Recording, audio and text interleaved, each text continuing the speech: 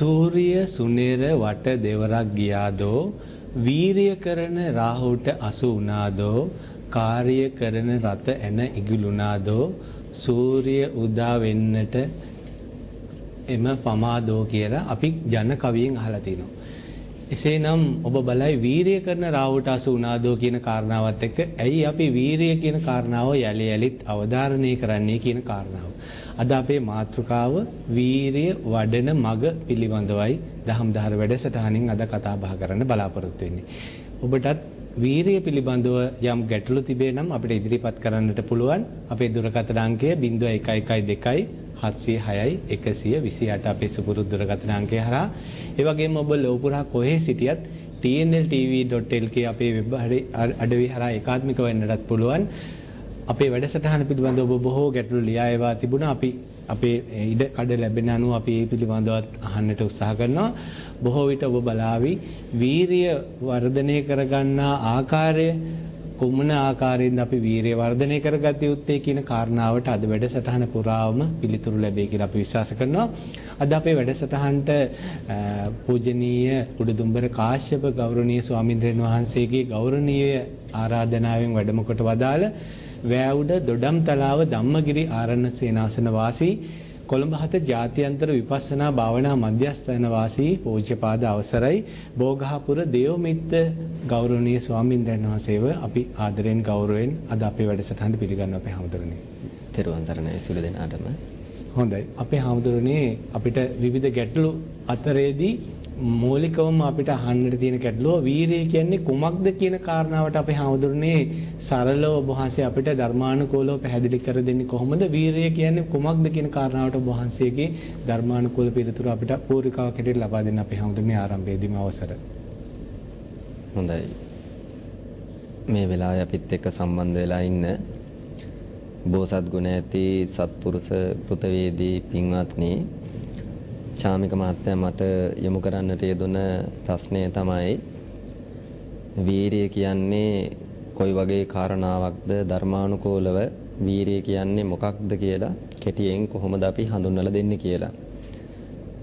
වීරිය කියනකොටම අපිට මතක් වෙනවා අපේ කයේ තියෙන වීරියක් පිළිබඳව අපිට මතක් වෙනවා. කය ගිලන් වෙනකොට කය දුබල වෙනකොට අපිට යම්කිසි දෙයක් කරන්න හරි අමාරුයි. අපේ කයට ලෙඩ වෙනකොට අපි හිතමුකෝ උණ රෝගයක් කියලා. අපිට වෙනදා වගේ කයෙන් වැඩ කරන්න බෑ. කය අරගෙන ආහාර ගන්න යන්න බෑ. කය අරගෙන වෙන යමක් කරන්න යනකොට බෑ. කය දුබලයි. එතකොට ඒ කයට අදාළ වීරියක්. දැන් බුදුරජාණන් වහන්සේගේ දහමට අනුව අපිට විස්තර කරන්න තියෙන්නේ මානසික වීරියක් පිළිබඳවයි. හිතේ තියෙන වීරියක් පිළිබඳවයි. හිතක් ගිලන් වෙනකොට අපේ වීරිය අඩු වෙනවා. හිතක් බුදුරජාණන් වහන්සේගේ දේශනා කරන දහමට අනුව නිවන් දකින්න මහන්සි වෙන කෙනෙකුට එක දිගට ධර්මානුකූලව සීල සමාධි ප්‍රඥා ගුණ වඩනකොට ඒ හිතටත් යම්කිසි මහන්සියක් ඇති වෙනවා. එක දිගටම යම්කිසි කාරණාවක් කරගෙන යනකොට හිතට ගිලන් භාවයක් ඇති වෙනවා. හිතට මහන්සිකමක් ඇති වෙනවා. එතකොට වීරිය කියලා කියන්නේ චෛතසික ධර්මයක්.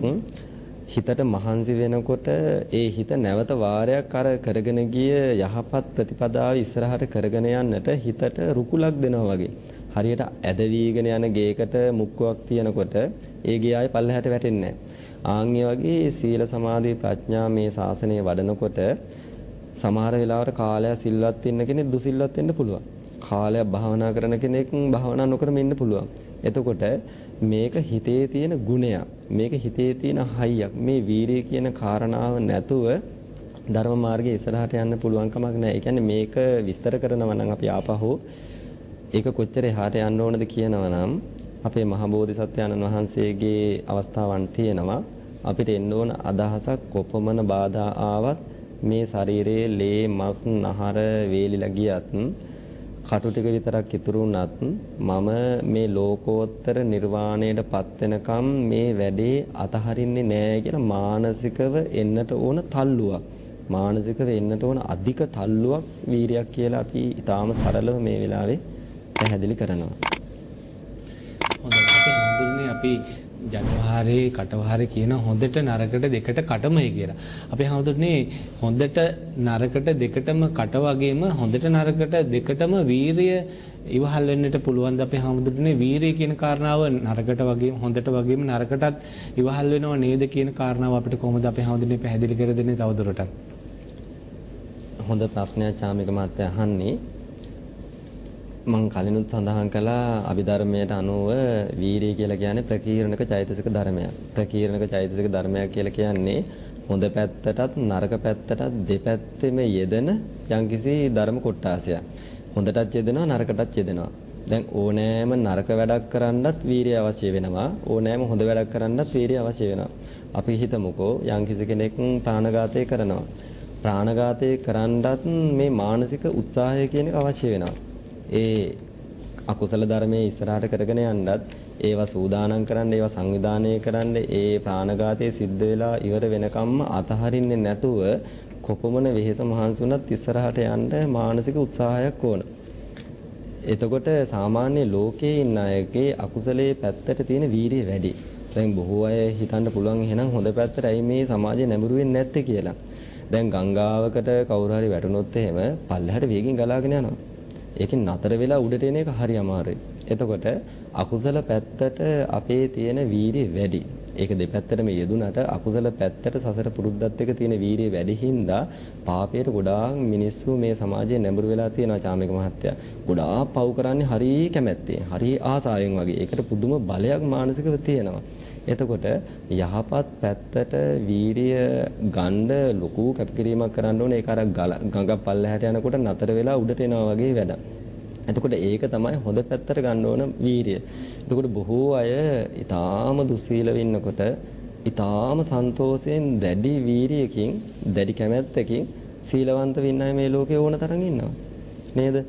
ඒ වගේම ගොඩාක් භාවනා නොකරන අය අතර නතර වෙලා නේවාසිකව භාවනා කරන අය ඕන තරම් ඉන්නවා. ස්වාමීන් වහන්සේලා ගත්තොත් වනවාසීව ඊටාම පරිස්සමෙන් බොහෝ දේවල් කැප කරලා දැඩි වීරියකින් ඒ යහපත් දේවල් කරන අය ඉන්නවා. එතකොට රජවරු පවා රජ සම්පත් අතහැරලා දාලා අහෝ සැපයි කියලා ඒ රජ සම්පතට වඩා ධර්ම මාර්ගයේ යන්නේක විශාල සන්තෝෂයක් බව ඒ වීරියෙන් කටයුතු කරපු බව ඕනතරම් සඳහන් වෙලා තියෙනවා. අතීතයේ ගත්තොත් එහෙම ඔය මිලක්ක කියන තෙරුන් වහන්සේ එහෙම පිදුරු මීටි තෙමාගෙන නිදිමත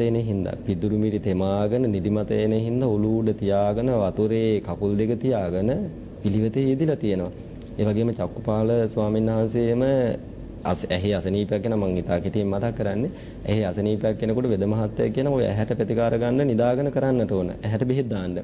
මුන්නහන්සේ කලින් අදිෂ්ඨානයක් කරගෙන තියෙනවා මම තුන් ඉරියව්වෙන් ඉඳලා මේ මාර්ගේ යන්නට ඕන. මම නිදාගන්න නැතුවම භාවනා කරනවා. පිළිවෙතේ යෙදෙනවා. ඊට පස්සේ මේ ස්වාමීන් වහන්සේට කොච්චර වීරියක් ආවද කියනවා නම් ඇහැ අයින් වෙලා ගියන් නිදාගන්න නැතුව මම මේක කරනවා කියලා ලොකු වීරියකින් මම පටන් ගත්තේ. එතකොට මේක ඉවර වෙනකම්ම මම කොහොමද S2 අන්ධ වෙලා ගියත් මම මගේ වීරිය අතහරින්නේ නැහැ කියලා උන්වහන්සේ රහත් අනාගාමී ඵලයටපත් වෙනවා. හැබැයි ඇහැට බෙහෙත් දාන්නවත් නිදාගත්තේ නැහැ. අන්න බලන්න ඇහැ අන්ධ වෙලා ගියා. ඒකයි චක්කුපාල ස්වාමීන් වහන්සේ කියන්නේ ඇහැ අන්ධ වෙලා ගිහිල්ලා ඒ කියන්නේ නිර්වාණය අවබෝධ කළාට ඒක යහපත් පැත්තට උන්වහන්සේ පාවිච්චි කරා. මේක අපි නැවතත් ඊටාම කෙටියෙන් මේක සිහිපත් කරගමු. මේක අභ්‍යන්තරයෙන් එන දැන් මට කයට අසනීපයක් වෙනකොට කෑම පිටින් ගන්න ඕන. බෙහෙත් පිටින් ගන්න ඕන. මේ වීරිය කියන්නේ අභ්‍යන්තරයෙන් එන එකක්. පිටින් කාගෙන්වත් ගන්න එකක් නෙමෙයි. මානසිකව හිතත් එක්කම හිතේම උපදවා ගත යුතු විශාල ශක්තියක්. විශාල ශක්තියක් ඇත්තටම කියනවා නම් ඉතින් අපේ ශාසනික වශයෙන් බුදුරජාණන් වහන්සේ තමයි ප්‍රබලම ලෝකයේ ඉන්න මනෝවිද්‍යාඥයා. ඒ උතුම් බුදුරජාණන් වහන්සේ අපිට මේ වීරිය යහපත් විදිහට යොමු කරව ගන්න අවශ්‍ය කරන සියලු උපදෙස් ලබා දීලා තියෙනවා. ඉතින් අපි ඉදිරියට මේ පිළිබඳව තව කතා බහ කරගමු. හොඳයි. අපි හඳුරන්නේ වීරිය කියන කාරණාව එකවර වඩා වර්ධනය කරගත හැකි කාරණාවක්ද? අපි හඳුරන්නේ බෝධිපාක්ෂික ධර්මවල පවා මේ වීරිය පිළිබඳව කොහොමද විස්තර වෙන්නේ? මේකට වයස් ભેදයක් තිබෙනවාද? මේ සියලු කාරණාවලට අපි හඳුරන්නේ සරලව අපිට තේරුම් කර දෙන්න මේ වීරිය වැඩිීමේ ක්‍රම පිළිබඳව වගේම අපි හඳුරන්නේ බෝධිපාක්ෂික ධර්මවල ස්ථාන 9ක වගේ මෙහි සඳහන් වෙන කොහොමද අපි හඳුරන්නේ බෝධිපාක්ෂික ධර්මවල මේ වීරිය සඳහන් වෙන්නේ? මේ පිළිබඳව අපිට පැහැදිලි කර දෙන්නකෝ අපි හඳුරන්නේ. චාමික මහත්තයා බුදුරජාණන් වහන්සේ මේක මේ වීරිය බලවත් වීරිය දිනු කරගන්න ඕන වීරිය පිළිබඳවයි සඳහන් කරන්නේ. එතකොට හැම ධර්මයක්ම විස්තර කරන ගොඩේ වීරිය පිළිබඳ අවස්ථා 9කදී සඳහන් කරන මේක අනිවාර්යයෙන්ම අපි දිනු කරගත යුතුම නිසා. වීරිය නැතුව අපිට ශ්‍රාවක බෝධියෙන් නිවන් දකින්න බැරි නිසා. අපි දන්නවා සතර සම්‍යක් ප්‍රදාන වීරිය. ඒ කියන්නේ වීරිය යොදලා තියෙනවා 4 අවස්ථාවකදී. සතර සම්‍යක් ප්‍රදාන වීරිය කියලා. ඊට පස්සේ ඉන්ද්‍රිය ධර්මවලදී එකක් දේශනා කරන වීරිය ඉන්ද්‍රිය කියලා.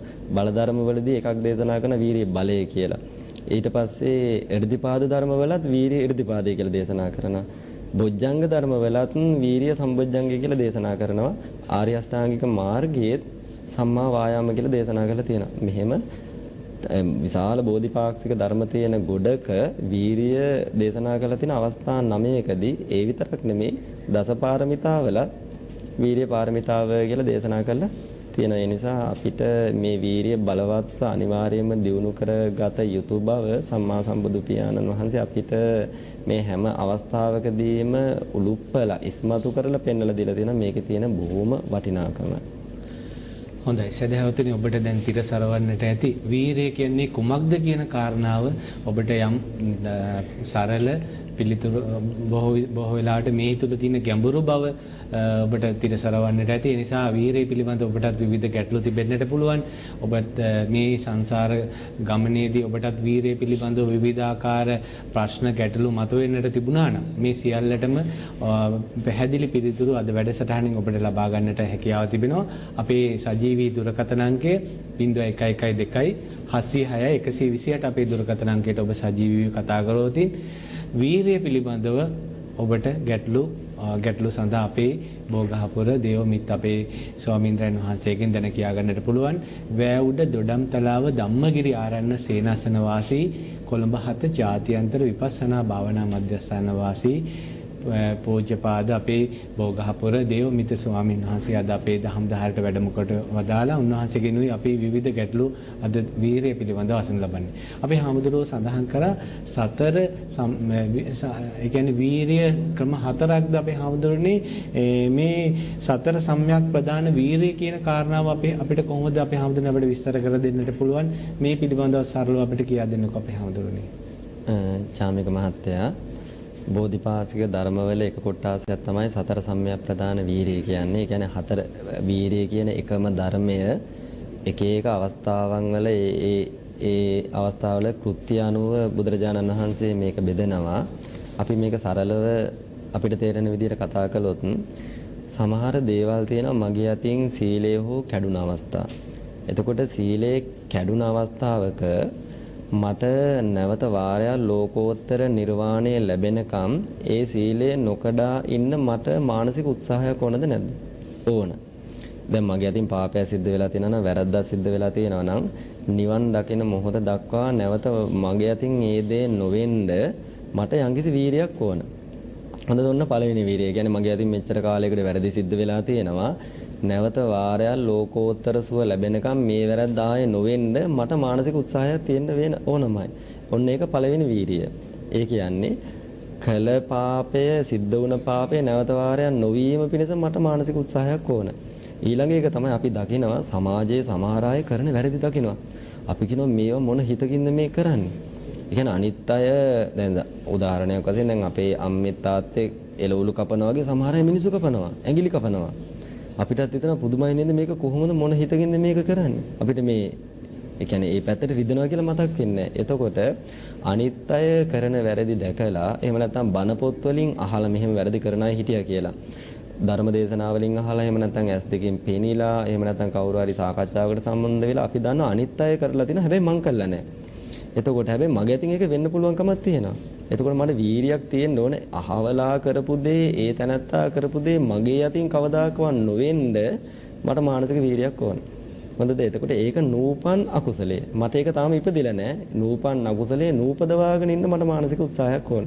කලින් මගේ ළඟ ඉපදිච්ච අකුසලයේ අයින් කරන්න මට ශක්තියක් තියෙන්න ඕනේ. ඊට පස්සේ ඔන්න බලන්න ආයෙ තියෙනවා මම දැන් පෘථග්ජන ස්වභාවයේ ඉන්නේ. පුතඥ ස්වභාවයේ ඉන්නකොට මගේ අතින් මං භාවනාව කරන කෙනෙක් නම් ඕනම වෙලාවක භාවනාව එපා වෙන්න හිතෙනවා.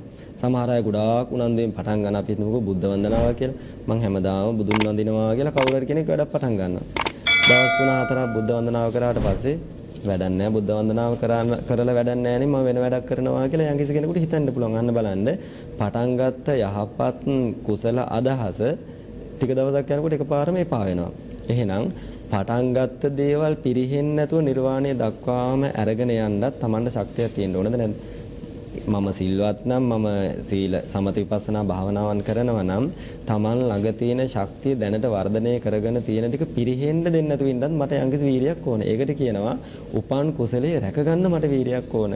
අවසාන කාරණාව තමයි මට තාම නිර්වාණය සාක්ෂාත් කරගන්න බැරි වෙලා තියෙනවා. මට නිර්වාණය සාක්ෂාත් කරගන්න බැරි වෙලා තියෙන එක මගේ ළඟ තාම ඉපදිලා නැහැ. ලෝකෝත්තර සුවේ මගේ ළඟ තාම ඉපදිලා නැහැ. එතකොට මගේ ළඟ ලෝකෝත්තර මාර්ගේ උපද්දවා ගන්න මට සීලය ආරක්ෂා කරන්න වෙන සමථ විපස්සනා භාවනා කරන්න වෙන. ඕන දැන් කාරණා හතර මෙහෙම. තමන් අතින් සිද්ධ වෙලා තියෙන වැරද්දක් නැවත වාරයක් නොයිපදීම පිණිස වීරියක් මට ඕන, මානසික උත්සාහයක් මට ඕන. ඊළඟට අනිත් අය වැරදි කරනවා මං අහලා දැකලා තියෙන ඒක මගේ ළඟින් නොවෙන්න මට මානසික වීරියක් ඕන. ඊට පස්සේ මන් ළඟ යහපත් කුසල ධර්ම තියෙනවා, සීලවන්තභාවයේ තියෙන ඒක පිරෙහෙන්නේ නැතුව ඒක ආරක්ෂා කරගන්න නිවන් දකින්නකම් මට යම්කිසි වීරියක් ඕන. ඊට පස්සේ මම තාම ලෝකෝත්තර සුවය ලබලා නැහැ. මම නිවන් අවබෝධ කරලා නැහැ. එහෙනම් ඒ නිවන් ළඟා කරගත්ත නැති හොඳ කුසල ධර්මයන් තියෙනවා.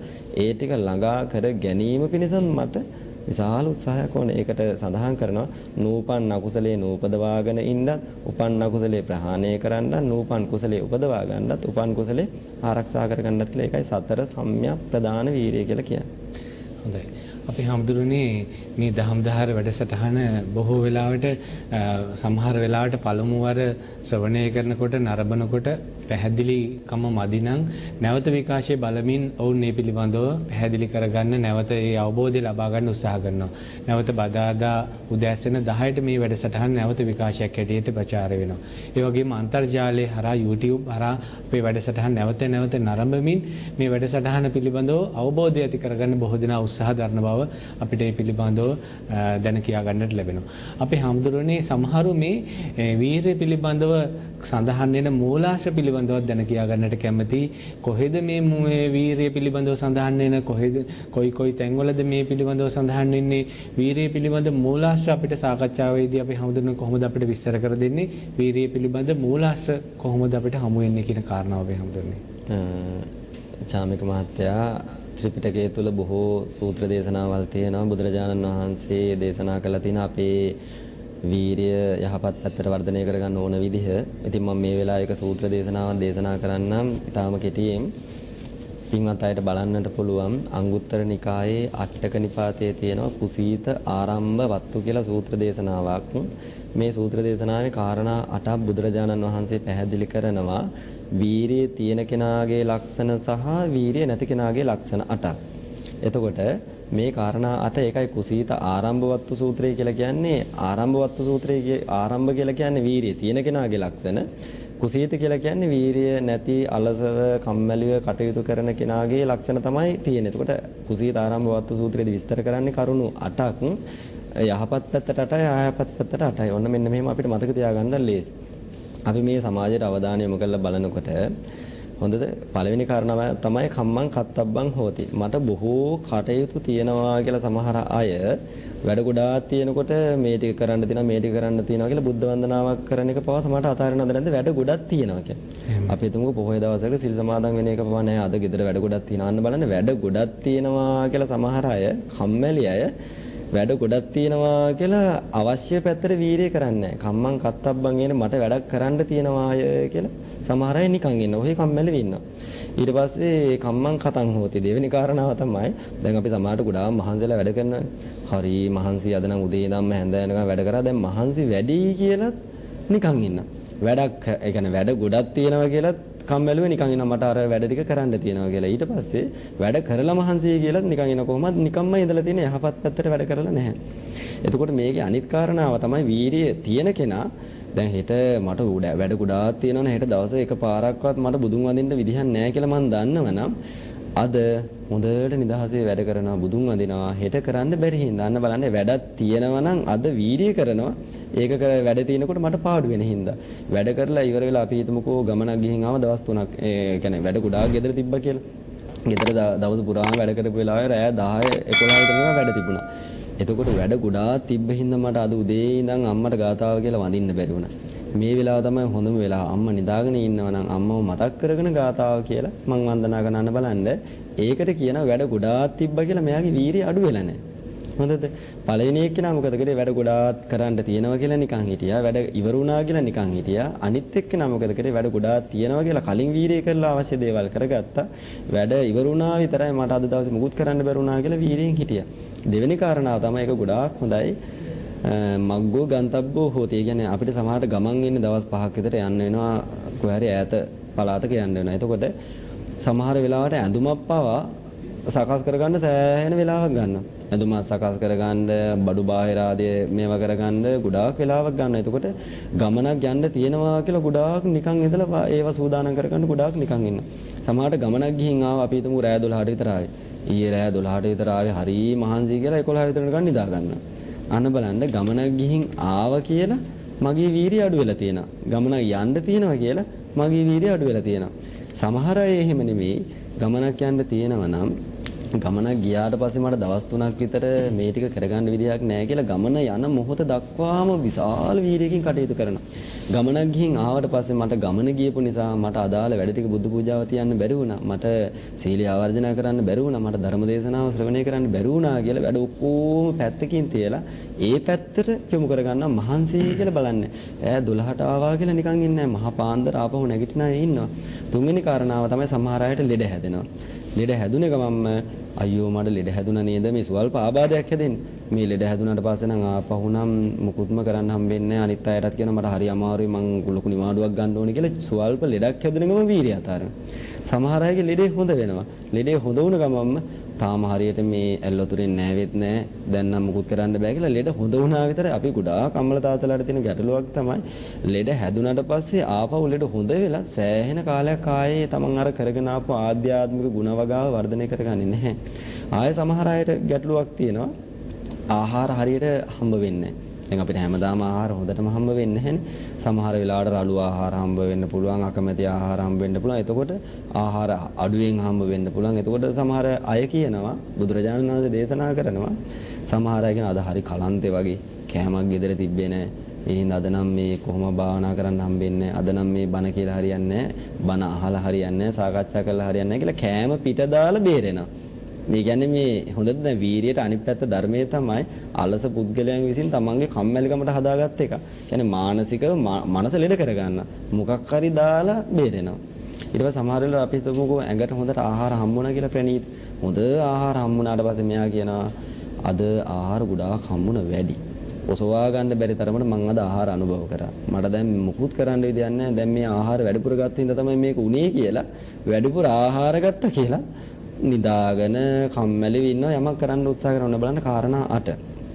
ඒ කියන්නේ බුදුන් වහන්සේ දේශනා කරන නොලබපු ධානයක් ලබන්න මෙයා මහන්සි වෙන්නේ නැහැ. සාක්ෂාත් නොකරපු නිර්වාණය සාක්ෂාත් කරන්න මහන්සි වෙන්නේ නැහැ. අධිගම නොකරපු ධාන බල අධිගම කරන්න පත් වෙච්ච නැති දේවල් වලටපත් වෙන්න මෙයා මහන්සි වෙන්නේ නැහැ. මෙයා හැම වෙලේම මට වැඩ ගොඩක් තිබ්බා කියලා නිකන් ඉන්නවා වැඩ කරන්න තියෙනවා කියලා නිකන් ඉන්නවා වැඩ කළා මහන්සි කියලා නිකන් ඉන්නවා ගමන යන්න තියෙනවා කියලා නිකන් ඉන්නවා ගමන ගිහින් ආවා කියලා නිකන් ඉන්නවා ඒ වගේම මට පුංචි ලෙඩක් තියෙනවා කියලා නිකන් ඉන්නවා ආයෙ ලෙඩ හොඳ වුණා විතරයි දැන් මහන්සි කියලා නිකන් ඉන්නවා ආහාර වැඩි හම්බුන්නේ නැහැ කියලා නිකන් ඉන්නවා ආයෙ ආහාර ගොඩක් තිබ්බා කියලා නිකන් ඉන්නවා මේක හොඳට කියවලා බලන්න පුළුවන් පින්වත් අයට ඊටාම කෙටියෙන් පැහැදිලි කරේ අංගුත්තර නිකාය අටක නිපාතේ කුසීත ආරම්භ වත්තු සූත්‍රය. හොඳයි. අපි හැමදෙන්නේ අද දහම් දහරත් එක්ක ඒකාත්මික වෙලා ඉන්න බොහෝ වීරයවන්තයින් වීරිය වඩන්නට උත්සාහ කරන අය මේ වෙලාවෙත් අපේ දුරකථනයෙන් සම්බන්ධ වෙලා ඉන්නවා හසලකින් සෙනවිරත්න මහතා දහම් දහර වැඩසටහනට තිරුවන් සරණයි ඔබතුමාට අවස්ථාවක් තිබෙනවා ඔබතුමාගේ අදහස ගැටළු ඉදිරිපත් කරන්නට අපේ වැඩසටහනට. හලෝ. ඔව් ඔබතුමාට අවස්ථාවක් තිබෙනවා. හලෝ මම මේ කතා කරන්නේ හසලක කොළඹදී සෙන්ටර් බීඩිජි කියලා. හලෝ. ඔව් ඔබතුමාගේ ගැටලුව දිගටම ඉදිරිපත් කරන්න අපිට මම අද මේ ගරුතර වික්‍රම මහන්සියගෙන් අහන්න කැමති ස්වාමීන් වහන්සේ මිනිසෙක් ජීවත් වෙනකොට ඒ මනුස්සයාට සිතයි කයයි කියලා එක අමතරව චින්තනය කියලා එකක් තියෙනවා. කියන්නේ මනස කියන එක. ඒතකොට සාමාන්‍ය ලෝකේ ජීවත් වෙනකොට සිතනුයි කයනුයි ජීවත් වෙන්න පුළුවන්. චින්තනය කියන එකෙන් අද වැඩක් වෙන්නේ නැහැ සාමාන්‍ය ජීවිතේට. මට සමාවෙන්න මම මේ ප්‍රශ්නේ අහන්නේ දැන් සිතයි මනසයි කියන එකෙන් පුළුවන් විවිධ කෙලවන්න. එතකොට ඔහුගේ චින්තනයේ තියෙන gedara තමන්ගේ නෝන මාත්‍යා ගැන දරුවෝ ගැන හිතේයි. ඒකට තමයි මම චින්තනය කියලා කියන්නේ. මට දැනගන්න අවශ්‍යයි හාමුදුරනේ රහතන් වහන්සේ නමක් කියන්නේ සිතෙන් කයෙන් මෙලොව ජීවත් වුණා. චින්තනය අයින් වෙලා නේද ජීවත් වෙන්නේ. ඒ චින්තනය කය කියන එක මෙලොව හැර ගියාට පස්සේ ඒ චින්තනය මෙලොවින් දුරන් වෙන්න ලෝභය, මොහය, දන්නා ආසා කියන එක අයින් වෙලා තියෙන නිසා නේද රහත් වෙන්නේ කියලා දැනගන්න ඕන. ඒක එක ප්‍රශ්නයක්. දෙවෙනි එක අපි හඳුන්නේ මම ආගයි දැනගන්න මම ශ්‍රේෂ්ඨ බෞද්ධයෙක් වශයෙන් අදට ජීවත් වෙන ලෝකේන සියලුම පාටිකේ ශ්‍රේෂ්ඨ මහාචාර්යවරුගේ මොලේ රැලි කීයක් තියෙනවද? රහතන් වහන්සේ නමකගේ මොලේ රැලි කීයක් තියෙනවද කියලා දැනගන්න ආයි මේ ප්‍රශ්න දෙකට අපි ආවොත් උත්තර ලබා දෙන්න ගෞරවයෙන් ඉල්ලා සිටිනවා. ඔබ වහන්සේ නමස්කාර පූර්වක. හොඳයි. හසලකින් සෙනවිරත්න මහතා කතා කරේ. අද අපි කතා කරන්නේ වීරිය වඩන මඟ පිළිබඳවයි. අද අපේ මාතෘකාව. ඒ නිසා වීරිය පිළිබඳව ඔබට තිබෙන ගැටලු වැඩි වැඩියෙන් අසන්නට අපි නැවත නැවතත් අපිට සිහිපත් කරනවා. අපේ හාමුදුරුවෝ වීරිය කියන කාරණාව පැහැදිලි කරන අතරතුර ඉඩ ලැබෙන අවස්ථාව අනුව අපේ හාමුදුරනේ හසලක සෙනවිරත්න මහතාටත් කෙටි පිළිතුරක් ලබා දෙමු. අපේ හාමුදුරනේ අපේ වීරිය වඩන මඟට බාධාවක් නොවන විදිහට ඔබ වහන්සේ අපිට පැහැදිලි කර දෙන්න අපේ හාමුදුරනේ. මේ මහත්ය අහපු ප්‍රශ්නේ තමයි රහතන් වහන්සේ කොහොමද ජීවත් වෙන්නේ මට තේරුණ විදිහට සාමාන්‍ය කෙනෙකුට ජීවත් වෙනකොට ගෙදර මතක් වෙනවා දරුවෝ මතක් වෙනවා එතකොට මහරහතන් වහන්සේ කොහොමද සහනෙන් ජීවත් වෙන්නේ වගේ අදහසක් මහරහතන් වහන්සේ කියන්නේ රහත් භාවය කියලා තියෙන අපිට තියෙන අභියෝගය කියන්නේ අපේ අවසානම අරමුණ තමයි මේ චින්තනයේ මගේ චින්තනය ඒ தත්ත්වයට ඒ කියන්නේ මෙතනයි එතනයි තියෙන පරතරය සකස් කිරීම. එතෙන්න මගේ මනස කොහොමද වඩන්නේ කියලා. ඒකට කරන්නේ අපි කිව්වා සීලය වඩනවා, සමථ විපස්සනා භාවනාවක් කරනවා. එතකොට ඒවා කරන්න අවශ්‍ය මූලිකම දෙයක් තමයි අපි වීරිය හැටියට අද දවසේ සාකච්ඡා කරන්නේ. එතකොට මහරහතන් වහන්සේ කියලා කියන්නේ කෙලෙස් ප්‍රහාණය කරපු උත්තමයන්න් වහන්සේ නමක්. තල් ගහක කරටිය කඩලා දැම්මට පස්සේ ආයෙ හැදෙන්නේ වගේ ඒ හිතේ කවදාකවත් ලෝභ, දේශ, මෝහ මාත්‍රයක්වත් හටගන්නේ නැහැ. සිතුවිලි ඇති වෙනවා. සාමාන්‍ය අම්මා අඳුර ගන්නට පුළුවන්. බුදුරජාණන් වහන්සේ සුද්ධෝදන රජතුමාව හඳුනාගත්තා. නේද? එතකොට ඒ හැම දෙයක්ම කළාට ලෝභයෙන්, දේශයෙන්, මෝහයෙන් ඒ හිත ස්පර්ශ වෙන්නේ නැහැ. සාමාන්‍ය සමාජය. එතකොට උන්වහන්සේ පිරිනුවන් පෑවට පස්සේ නැවත අපි දන්නවා දුකට හේතුව තණ්හාව කියලා. ලෝභ දේශ මොහ විස්තර කරනකොට දුකට හේතුව තණ්හාව හැටියට විස්තර කරනවා. එතකොට තණ්හාව චාමික මහත්තයා තණ්හාව රහතන් වහන්සේ ප්‍රහාණය කරපු කෙනෙක්. එතකොට උන්වහන්සේට ඊළඟ භවයේ ආපහු සකස් වෙන්නේ නැහැ ප්‍රහාණය කරපු නිසා. ඒකයි මම කිව්වේ තල් ගහක කරටිය කඩලා දැම්මට පස්සේ ආයේ ගහ හැදෙන්නේ නැහැ වගේ. අපේ මේ නාම රූප પરම්පරාව ඉස්සරහට තල්ලු වෙන්නේ නැහැ මානසික වශයෙන් කෙලෙස් නූපදින විදිහට ඒ මනස සකස් කරගත්තොත්. ඉතින් මේ චින්තනය කියලා කියන්නේ ජීවත් වෙලා ඉන්න කාලෙම අපිට කෙලෙස් නූපදින විදිහට සකස් කරගන්න පුළුවන් එකක් බව අපි ගැටලුව අහපු මහත්තයාට ඊටාම කරුණාවෙන් මතක් කරනවා. ඒක මේ ජීවිතේ මොකද ධර්මයේ සම්දිත්තිකයි අකාලිකයි. මේ ජීවිතය තුලදීම අපි ඒ ඉලක්කයට යන්න අවශ්‍ය වෙන එකට තියෙන ප්‍රබලම උවමනාවක් තමයි වීරිය හැටියට මානසිකව අපි වර්ධනය කරගන්න ඕන ආකාරය අපි ඉස්සරහට සාකච්ඡා කරනවා. බොහොම හොඳ ප්‍රශ්නයක් තමයි මේ වෙලාවේ මේ මහත්තයා ඇහුවේ. හොඳයි. අපි හඳුරුනේ මේ මාතෘකාවට කොයිතරම් දුරට අදාළද නැද්ද කියන මා දන්නේ නැහැ. නමුත් අපිට තියෙන සැක සංකා විචිකිච්ඡා දුරලන්නට දහම් දහර හොඳ වේදිකාවක් හින්දා තායිලන්තේ වනවාසී බොහෝ ආරණ්‍ය සේනාසනවල මෑත කාලේ ඉඳන්ම මේ 90 දශකෙත් කායු රහත් තෙරණිය වගේ තෙරණියන් ඒ වගේම අජංචා වගේ රහත් තෙරණුවන් බිහි වුණා.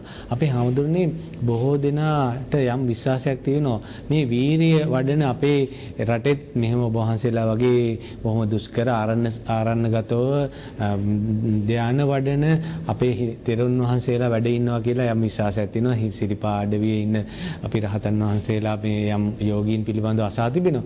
අපේ හාමුදුරනේ වීරිය වඩන්නට යම් අරමුණක් තිබෙන්නටම අවශ්‍යද? අපි මේ භවයේදීම නිවන් දකින්නවා කියන ඒ ප්‍රාර්ථනාවේ අත්‍යවශ්‍යමද වීරිය වඩන්නට? ඒ කියන්නේ අත් නොහැරෙන වීරියක් වඩන්නට අපි ලබන මෙතේ බුදුන් දැක නිවන් දකින්නටද වීරිය වඩන්න ඕනේ? මේ භවයේදීද අපි නිවන් දකින්නට වීරිය වඩන්නට අවශ්‍ය?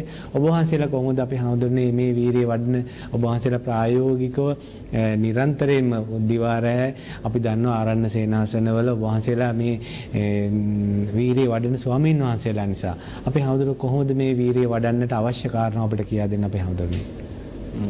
චාමික මහත්තයා ගොඩාක්ම හොඳ ප්‍රශ්නයක් මේ වෙලාවේ අපෙන් අහන්නේ. ඒ කියන්නේ අපෙන් අහන්නේ මේ වෙලාවේ දවස පුරාම අපි කොහොමද මේ භවයේද මේ වීරිය කියන එක වර්ධනය කරගන්නේ, මොන වගේ ක්‍රමයකටද මේක අපි වර්ධනය කරගන්න ඕන කියලා. අපි දන්නවා බුදුරජාණන් වහන්සේගේ දේශනාව තුළ ප්‍රබලම දෙයක් තමයි භාවනාව හැටියට සඳහන් කරන්නේ. එතකොට භාවනාවක් තුලින් තමයි ඇත්තටම මානසයේ තියෙන ගිලන් බව අයින් වෙන්නේ. මේ පින්වත් අය දන්නවා බුදු පිළිම වහන්සේ නෙලලා තියෙන විදිහට ඇස කන දිව ශරීරය ආදී ඔක්කොම පැත්තකින් තියලා මනසත් එක්ක කරපු ගනුදෙනුවක පිළිම වහන්සේලා නෙලලා තියෙන. අපි දන්නවා භාවනා කරන අය අපිට පේනකොට ඒ අය ඇහෙන් යම බල ඉන්න අය නෙමෙයි. කන තිබ්බට ඒක පාවිච්චි කරන අය නෙමෙයි. එතකොට ඒ ශරීරයේ පැත්තකින් තියලා මනස වඩන අයද නැද්ද?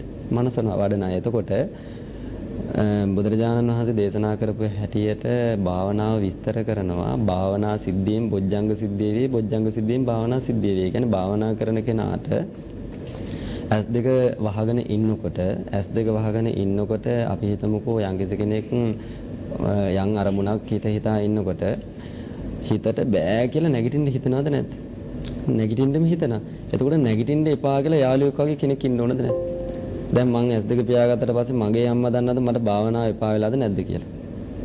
දැන් මං ගෙදර ඉන්නවා නම් එහෙම නැත්නම් අපේ ස්වාමීන් වහන්සේ නමක් දන්නේ මට භාවනාව ඕන වෙලාද එපා වෙලාද දැන් ඉඳගෙන ඉන්නේ කියලා ඇස් වහගෙන ඉන්නේ සම්බන්ධයක් නැහැ. එහෙනම් කල්යාණ මිත්‍රයෙක් වගේ මගේ ළඟම වර්ධනය වෙන ගුණයක් තමයි ඔය වීරිය කියලා කියන්නේ. නැගිටින්න එපා කියලා මතක් කරනවා. නැගිටින්න කියලාත් මතක් වෙන්නේ. අයි දැන් අපි මුලදී කතා කරා මේ හොඳ නරක දෙපැත්තටම වීරිය කියන එක වැඩ කරනවා කියලා. එතකොට භාවනා කරන්න කියලා එක් කරගෙන යන කෙනෙකුත් තියෙනවා නෑ එපා කියලා එන්න කියන කෙනෙකුත් මගේ ළඟම දෙපැත්තක් ක්‍රියාත්මක වෙනවා. එතකොට බොජ්ජංග දේශනාවලදී එක බොජ්ජංගයක් තියෙනවා වීරිය සම්බොජ්ජංගය කියලා. ඒ වීරිය සම්බොජ්ජංගේ කෘත්‍ය හැටියට විස්තර කරනවා. අත නොහැර භාවනාව කරගෙන යන්නට හිතට රුකුල් දෙන ගතියට තමයි වීරිය සම්බොජ්ජංගය කියලා කියන්නේ. අත නොහැර භාවනාව කරගෙන යන්නට හිතට උදව් දෙනවා. ඒ වගේම සතිපට්ඨාන ආදී භාවනාව පිළිබඳ ප්‍රබලවම දේශනා කරපු සූත්‍රවල දේශනා කරන භාවනා කරනකොට ආතාපි සම්පජානෝ සතිමා කියන වචන තුන. ඒවා නැතුව භාවනා කරන්න බැරි බව. බොජ්ජංග භාවනාව කියලාත් කියනවා. ඒ කියන්නේ භාවනා කරනවා කියලා යම්කිසි කෙනෙකුට කියන්නත් පුළුවන්. එහෙම නැත්නම් මම බොජ්ජංග වඩනවා කියලා කියන්නත් බෑ. ඒ කියන්නේ භාවනා කරනවා කියලා කියන්නෙම මේ නැති වීරිය ඇති කරගන්නවා කියන එකයි, තියෙන වීරිය වැඩි කරගන්නවා කියන එකයි අනිත් බෝධ්‍යංගත් එක්කම එකක් තමයි වීරිය බොජ්ජංග කියලා කියන්නේ. හොඳයි. අපි හමුදුරුව අපිට විස්තර කරනවා බොජ්ජංග ධර්ම වලන වීරිය බොජ්ජංග ධර්මයේ පිළිබඳව අපිට කියා දෙමින් ඉන්නේ. අපි හමුදුරනේ අම්පාර ප්‍රදේශයෙන් බණ්ඩාර මහතා මේ වෙලාවේ දහම්දාර වැඩසටහනත් එක්ක ඒකාත්මික වෙලා ඉන්නවා. තිරුවන් සරණයි බණ්ඩාර මහතා, ඔබතුමාට අවස්ථාවක් තිබෙනවා ඔබතුමාගේ රූපවාහිනී යන්ත්‍රයේ ශබ්දය අඩු කරලා අපේ වැඩසටහනත් එක්ක ඒකාත්මික වුණොත් අපිට හොඳටම ඔබතුමාගේ ගැටලුව පැහැදිලිව ශ්‍රවණය කරන්න හැකියාව ලැබෙයි. ඔබතුමාට අවස්ථාවක් තිබෙනවා ඔබතුමාගේ අදහස ගැටලුව ඉදිරිපත් කරන්න අපේ වැඩසටහනට. හොඳයි, තෙරුවන් සරණයි පින්වත් ස්වාමීන් වහන්සේටත් වැඩසටහන මෙහෙවන චාමික මහත්මයාටත් මට දැනගන්න ඕන පින්වත් ස්වාමීන් වහන්සේ සතර සතිපට්ඨානය වඩන කෙනෙක් වීරියෙන් මේක වඩාන යනකොට බාධා එනවා, වෙන සිතිවිලි මනසට එනවා. එතනදී වීරිය පසුබහින ගතියක් දැනෙනවා. සතිපට්ඨාන භාවනාව කරගෙන යද්දී ඒක වර්ධනය කරගන්න ක්‍රමවේදයක් සහ මේ සතිපට්ඨාන භාවනාවේදී මේ වීරිය අතහැරෙන්න බලපාන මූලික හේතු තියෙනවද? ඒ හේතු තියෙනවා නම් ඒකට ප්‍රතිකර්මය කුමක්ද කියන එක පින්වත් ස්වාමීන් වහන්සේ අපි ගැන අනුකම්පාවෙන් පැහැදිලි කරලා දෙනවා නම් ඔබ වහන්සේට ගොඩාක් පිං. ඔක තමයි මට තියෙන ප්‍රශ්නේ. සියලුම දෙනාට තෙරුවන් සරණයි. හොඳයි. අම්පාරේ බණ්ඩාර මහතා අහන ගැටලුව අපේ හඳුර පැහැදිලිද? සතර සතිපට්ඨානයේ වඩනකොට වීරිය මග හැරීම ඒක වර්ධනය කරගන්නට කල යුතු අත්පිළිවෙත් පිළිබඳවයි බණ්ඩාර මහතා අම්පාරෙන් අහන්නේ අපේ හඳුරන්නේ.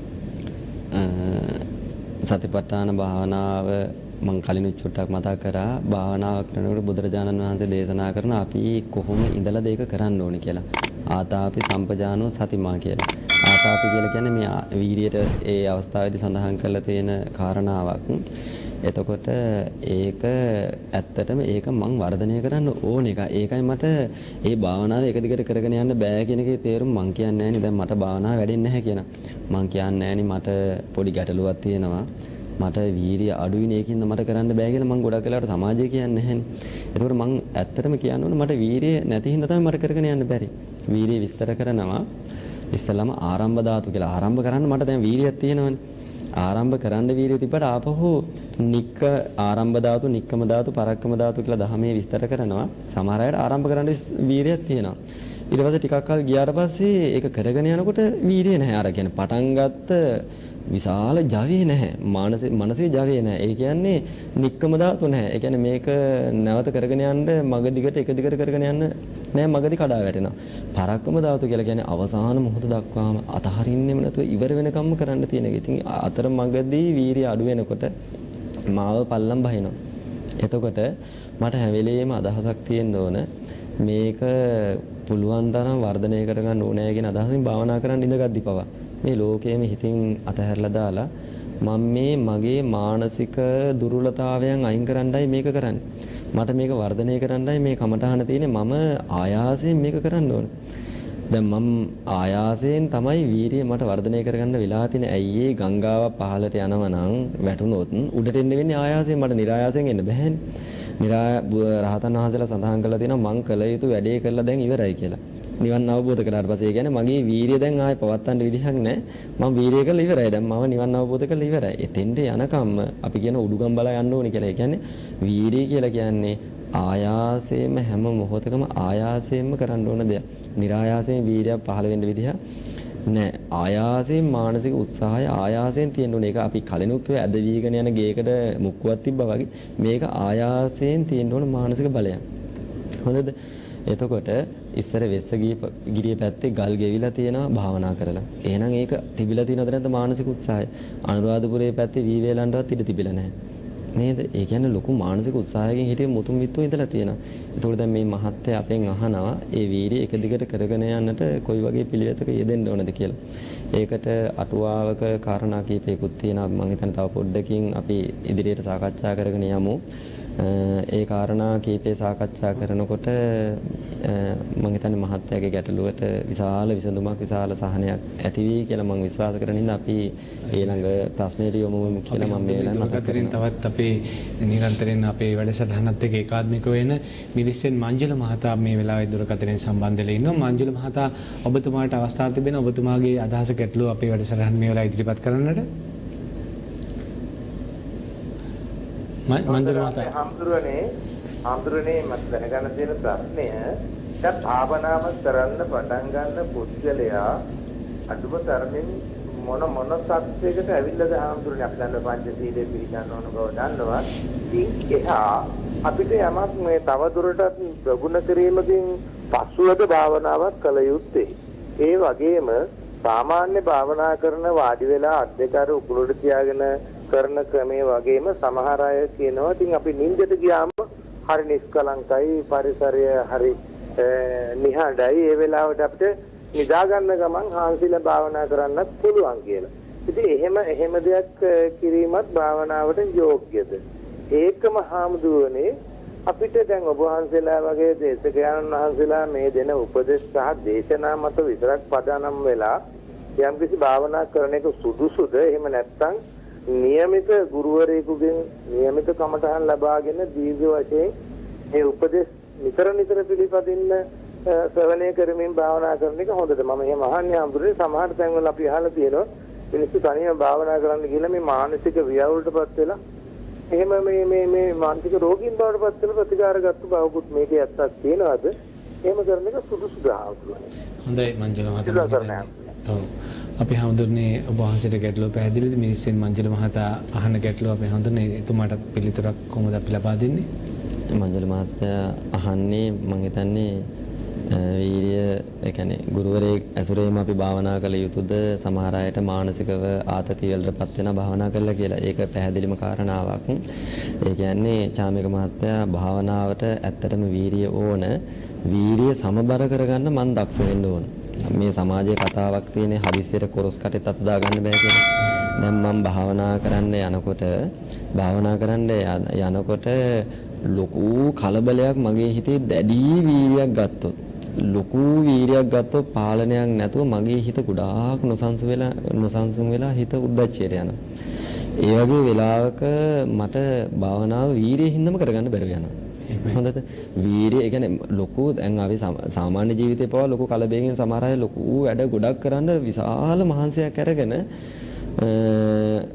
එකපාරම ඇදගෙන වැටෙනවා මොකුත් කරගන්න බැරි විදිහට සාමාන්‍ය වැඩක් කරගන්න බැරි විදිහට යාලපත් වෙනවා. ඒ නිසා මගේ මානසික උත්සාහයට යම්කිසි මට ඕන තැන නතර කරන්න, මට ඕන තැන වැඩි කරගන්න මම දක්ෂ වෙන්න ඕනේ. මේක මානසික ව්‍යායාමයක්. මට ඇඟේ හයිය තිබ්බට මේක කරන්න බෑ. මේක මානසිකව සිද්ධ කරන්න ඕන විද්‍යාත්මක ක්‍රමයක්. ඉතින් මගේ මේ මනසේ ඇති වෙන උත්සාහය මට සමබර කරගන්න ශක්තිය තියෙනවා. ඒකයි මම කිව්වේ බොජ්ජංග භාවනාව කියලා. ඒකට විශේෂයෙන්ම උපේක්ෂා කියන සම්බොජ්ජංගෙම උදව් වෙනවා. මෙයාව දැන් ඔන්න බලන්න මගේ වීරිය වැඩි නම් අම්මා දන්නේ නැහැ වීරිය වැඩි කියලා. ස්වාමීන් වහන්සේලා දන්නේ නැහැ වීරිය වැඩි කියලා. එහෙනම් මටම ආපහු මතක් කරන්න ඕන නේද මගේ වීරිය දැන් වැඩි වේගෙන යන්නේ. දැන් ඔන්න අඩු කරගන්න කියලා මගේ ළඟ එක්කෙනෙක් ඉන්න ඕනද නැද්ද? ඒකට කියනවා උපේක්ෂා සම්බොජ්ජංගය කියලා. ඒ කියන්නේ අනිත් බෝධිඅංගවල උදව්වකින් තමයි වීරිය සමබර කරගන්න පුළුවන්කමක් තියෙන්නේ. ඒකෙන් එතකොට සතිමත් බවකින්ද නිරතුරු සති සම්බොජ්ජංගය කියන්නේ එක කාරණාවක්. එතකොට බෝධිඅංග 7න් උපේක්ෂාව කියන්නේ මධ්‍යස්ථ බව කියන එකනේ. එතකොට ඒක තමයි මූලික වෙලා මේ වෙලාවේ වීරිය වැඩි දැන් අඩු කරවන්න ආදි වශයෙන් මාව සමබර කරවන බෝධිඅංගයක් තමයි උපේක්ෂාව කියලා කියන්නේ. සතියෙන් කරන්නේ ඇත්තටම මාව පාලනය කරවලා දෙනවා. අකුසලයට යන්න දෙන්නේ නැතුව මාව නිකන් නතර කළා වගේ දෙනවා. එතකොට වීරියෙන් කරන්නේ නතර වෙච්ච කෙනාට ලොකු හයියක් දෙනවා ඉස්සරහට යන්න. හොඳද? ඒක ගැනනේ අපි අද කතා කරන්නේ. එතකොට මට තියෙන කියන්නේ අවශ්‍ය පැත්තට මාව වේගෙන් යවන්න පුළුවන් ක්‍රමය තමයි වීරියෙන් මට කරන්නේ. එතකොට එයාවත් ඒ වීරිය කියන මානසික මට්ටම සමබර කරගෙන කරගන්න ඕන. අධික වීරියක් වුණොත් මට මේක කරගන්න බැරි යනවා. වීරිය ගොඩාක් මට අඩු වුණොත් මට නිින්ද යනවා. තීන මිද්දේ පැත්තට යනවා. සමහර වෙලාවට අපිට ලොකු කම්මැලිකම් ඇති වෙන්නේ. ඒ අඩු වීරියක් ඇති වුණා. ඉතින් මං ආපහු කඩිසර වෙලා සමහරට මූණ අතපය හොදාගෙන එහෙම නැත්නම් සමහර වෙලාවට එලි මහන් තැනකට ගිහිල්ලා ආදී බොහෝ දේවල් කරලා අපි වීරිය වැඩි කරගන්නට ඕන. දැන් ඊළඟට මේ මහත්යාප කාරණාව තමයි ඇත්තටම ගුරු ඇසුරක් අවශ්‍ය වෙනවද කියන කාරණාව. ඒක පැහැදිලිම කතාවක් තමයි. ඇත්තටම මට මනස වර්ධනය කරන්න හදනකොට ඒක විශාල විද්‍යාත්මක ක්‍රමයක් නිසා, ඒක ජීවිතයේ උඩු යටු කුරු කරන ක්‍රමයක් නිසා, ජීවිතයේ හරවන දෙයක් නිසා හොඳද? ඇත්තටම මට විශ්වාසවන්ත යම්කිසි ගුරුවරයෙක් ඕනේ. මට අනිවාර්යයෙන්ම ගුරුවරයෙක් ඕනේ. ඇයි මම මේක හරියටම දන්නේ නැති හින්දා. එතකොට මට ප්‍රශ්න අහන්න පුළුවන්කම තියෙන්න ඕනේ. ගුරුවරයා ඒක සම්බන්ධ වෙන්න පුළුවන්කම තියෙන්න ඕනේ. ඒ කියන්නේ මේක දැන් අපි හිතමු ලිඳක් කපන්න යන කෙනෙක්ට කපන්න ඉස්සෙල්ලම චාමික මහත්තයා යම් අවබෝධයක් තියෙන්න ඕන. කොහේ වතුර තියෙද, කොතෙන්ද කපන්න ඕනද, කොච්චර දක්වාද කියලා. අර ආන් එහෙම අදාළ භාවනාවට අදාළ කර්මස්ථානය කියලා කියන ඒ පිළිබඳ ඇත්තටම භාවනා කරන ආධුනික කෙනා ඉගෙන ගන්න ඕන. පොත්පත් මාර්ගයෙන් හෝ අද කාලේ හැටියට පූජනීය රේරුකාණේ මහා ස්වාමීන් වහන්සේගේ අපවත් වුණ ඒ පොත්පෙළ බොහෝම බය නැතුව අපිට කියන්න පුළුවන්. කිසිම බය වෙන්නේ නැතුව ඒ ටික කියවලා අපිට විශාල භාවනාවට අවශ්‍ය විශාල රමතාවයක් ඇති කරගන්න පුළුවන්කමක් තියෙනවා. වීර්ය සම්බන්ධයෙන් ගොඩක් තොරතුරුත් තියෙනවා. එතකොට ඊට අදාළව ඒ වුණාට ගුරුවරයෙක් ඇසුරු කරන්න ඕන අපි. ඒ Tamanට දැනුම තියාගෙන ගුරුවරයෙක් මාර්ගයෙන් තමයි අපිට ඊට අදාළ ධර්ම වැඩසටහන් වලට විශ්වාසවන්ත කෙනෙක්ගේ සම්බන්ධ වෙලා නමුත් භාවනාව කරද්දී අපිට මේ චෛතසික ධර්මයේ අත්දකින්න වෙන්නේ තනියම. මම කිව්වා S2 පියාගෙන මේක කරන්න කියලා. එහෙනම් S2 පියාගෙන ඉන්නකොට Tamanට අත්දක ගන්න පුළුවන් වෙන්න ඕන මං අර ඉගෙනගත්ත හිතට රුකුල් දෙන ගතිය නේද දැන් මගේ මේ වර්ධනය වෙන්නේ කියලා මං අඳුරගන්න දක්ෂ වෙන්න ඕන භාවනා කරන කෙනා. එහෙම දක්ෂ කෙනෙක් නම් අර මානසික ආතතිය වලට පත් වෙන්න විදිහක් නැත්තේ නැහැ.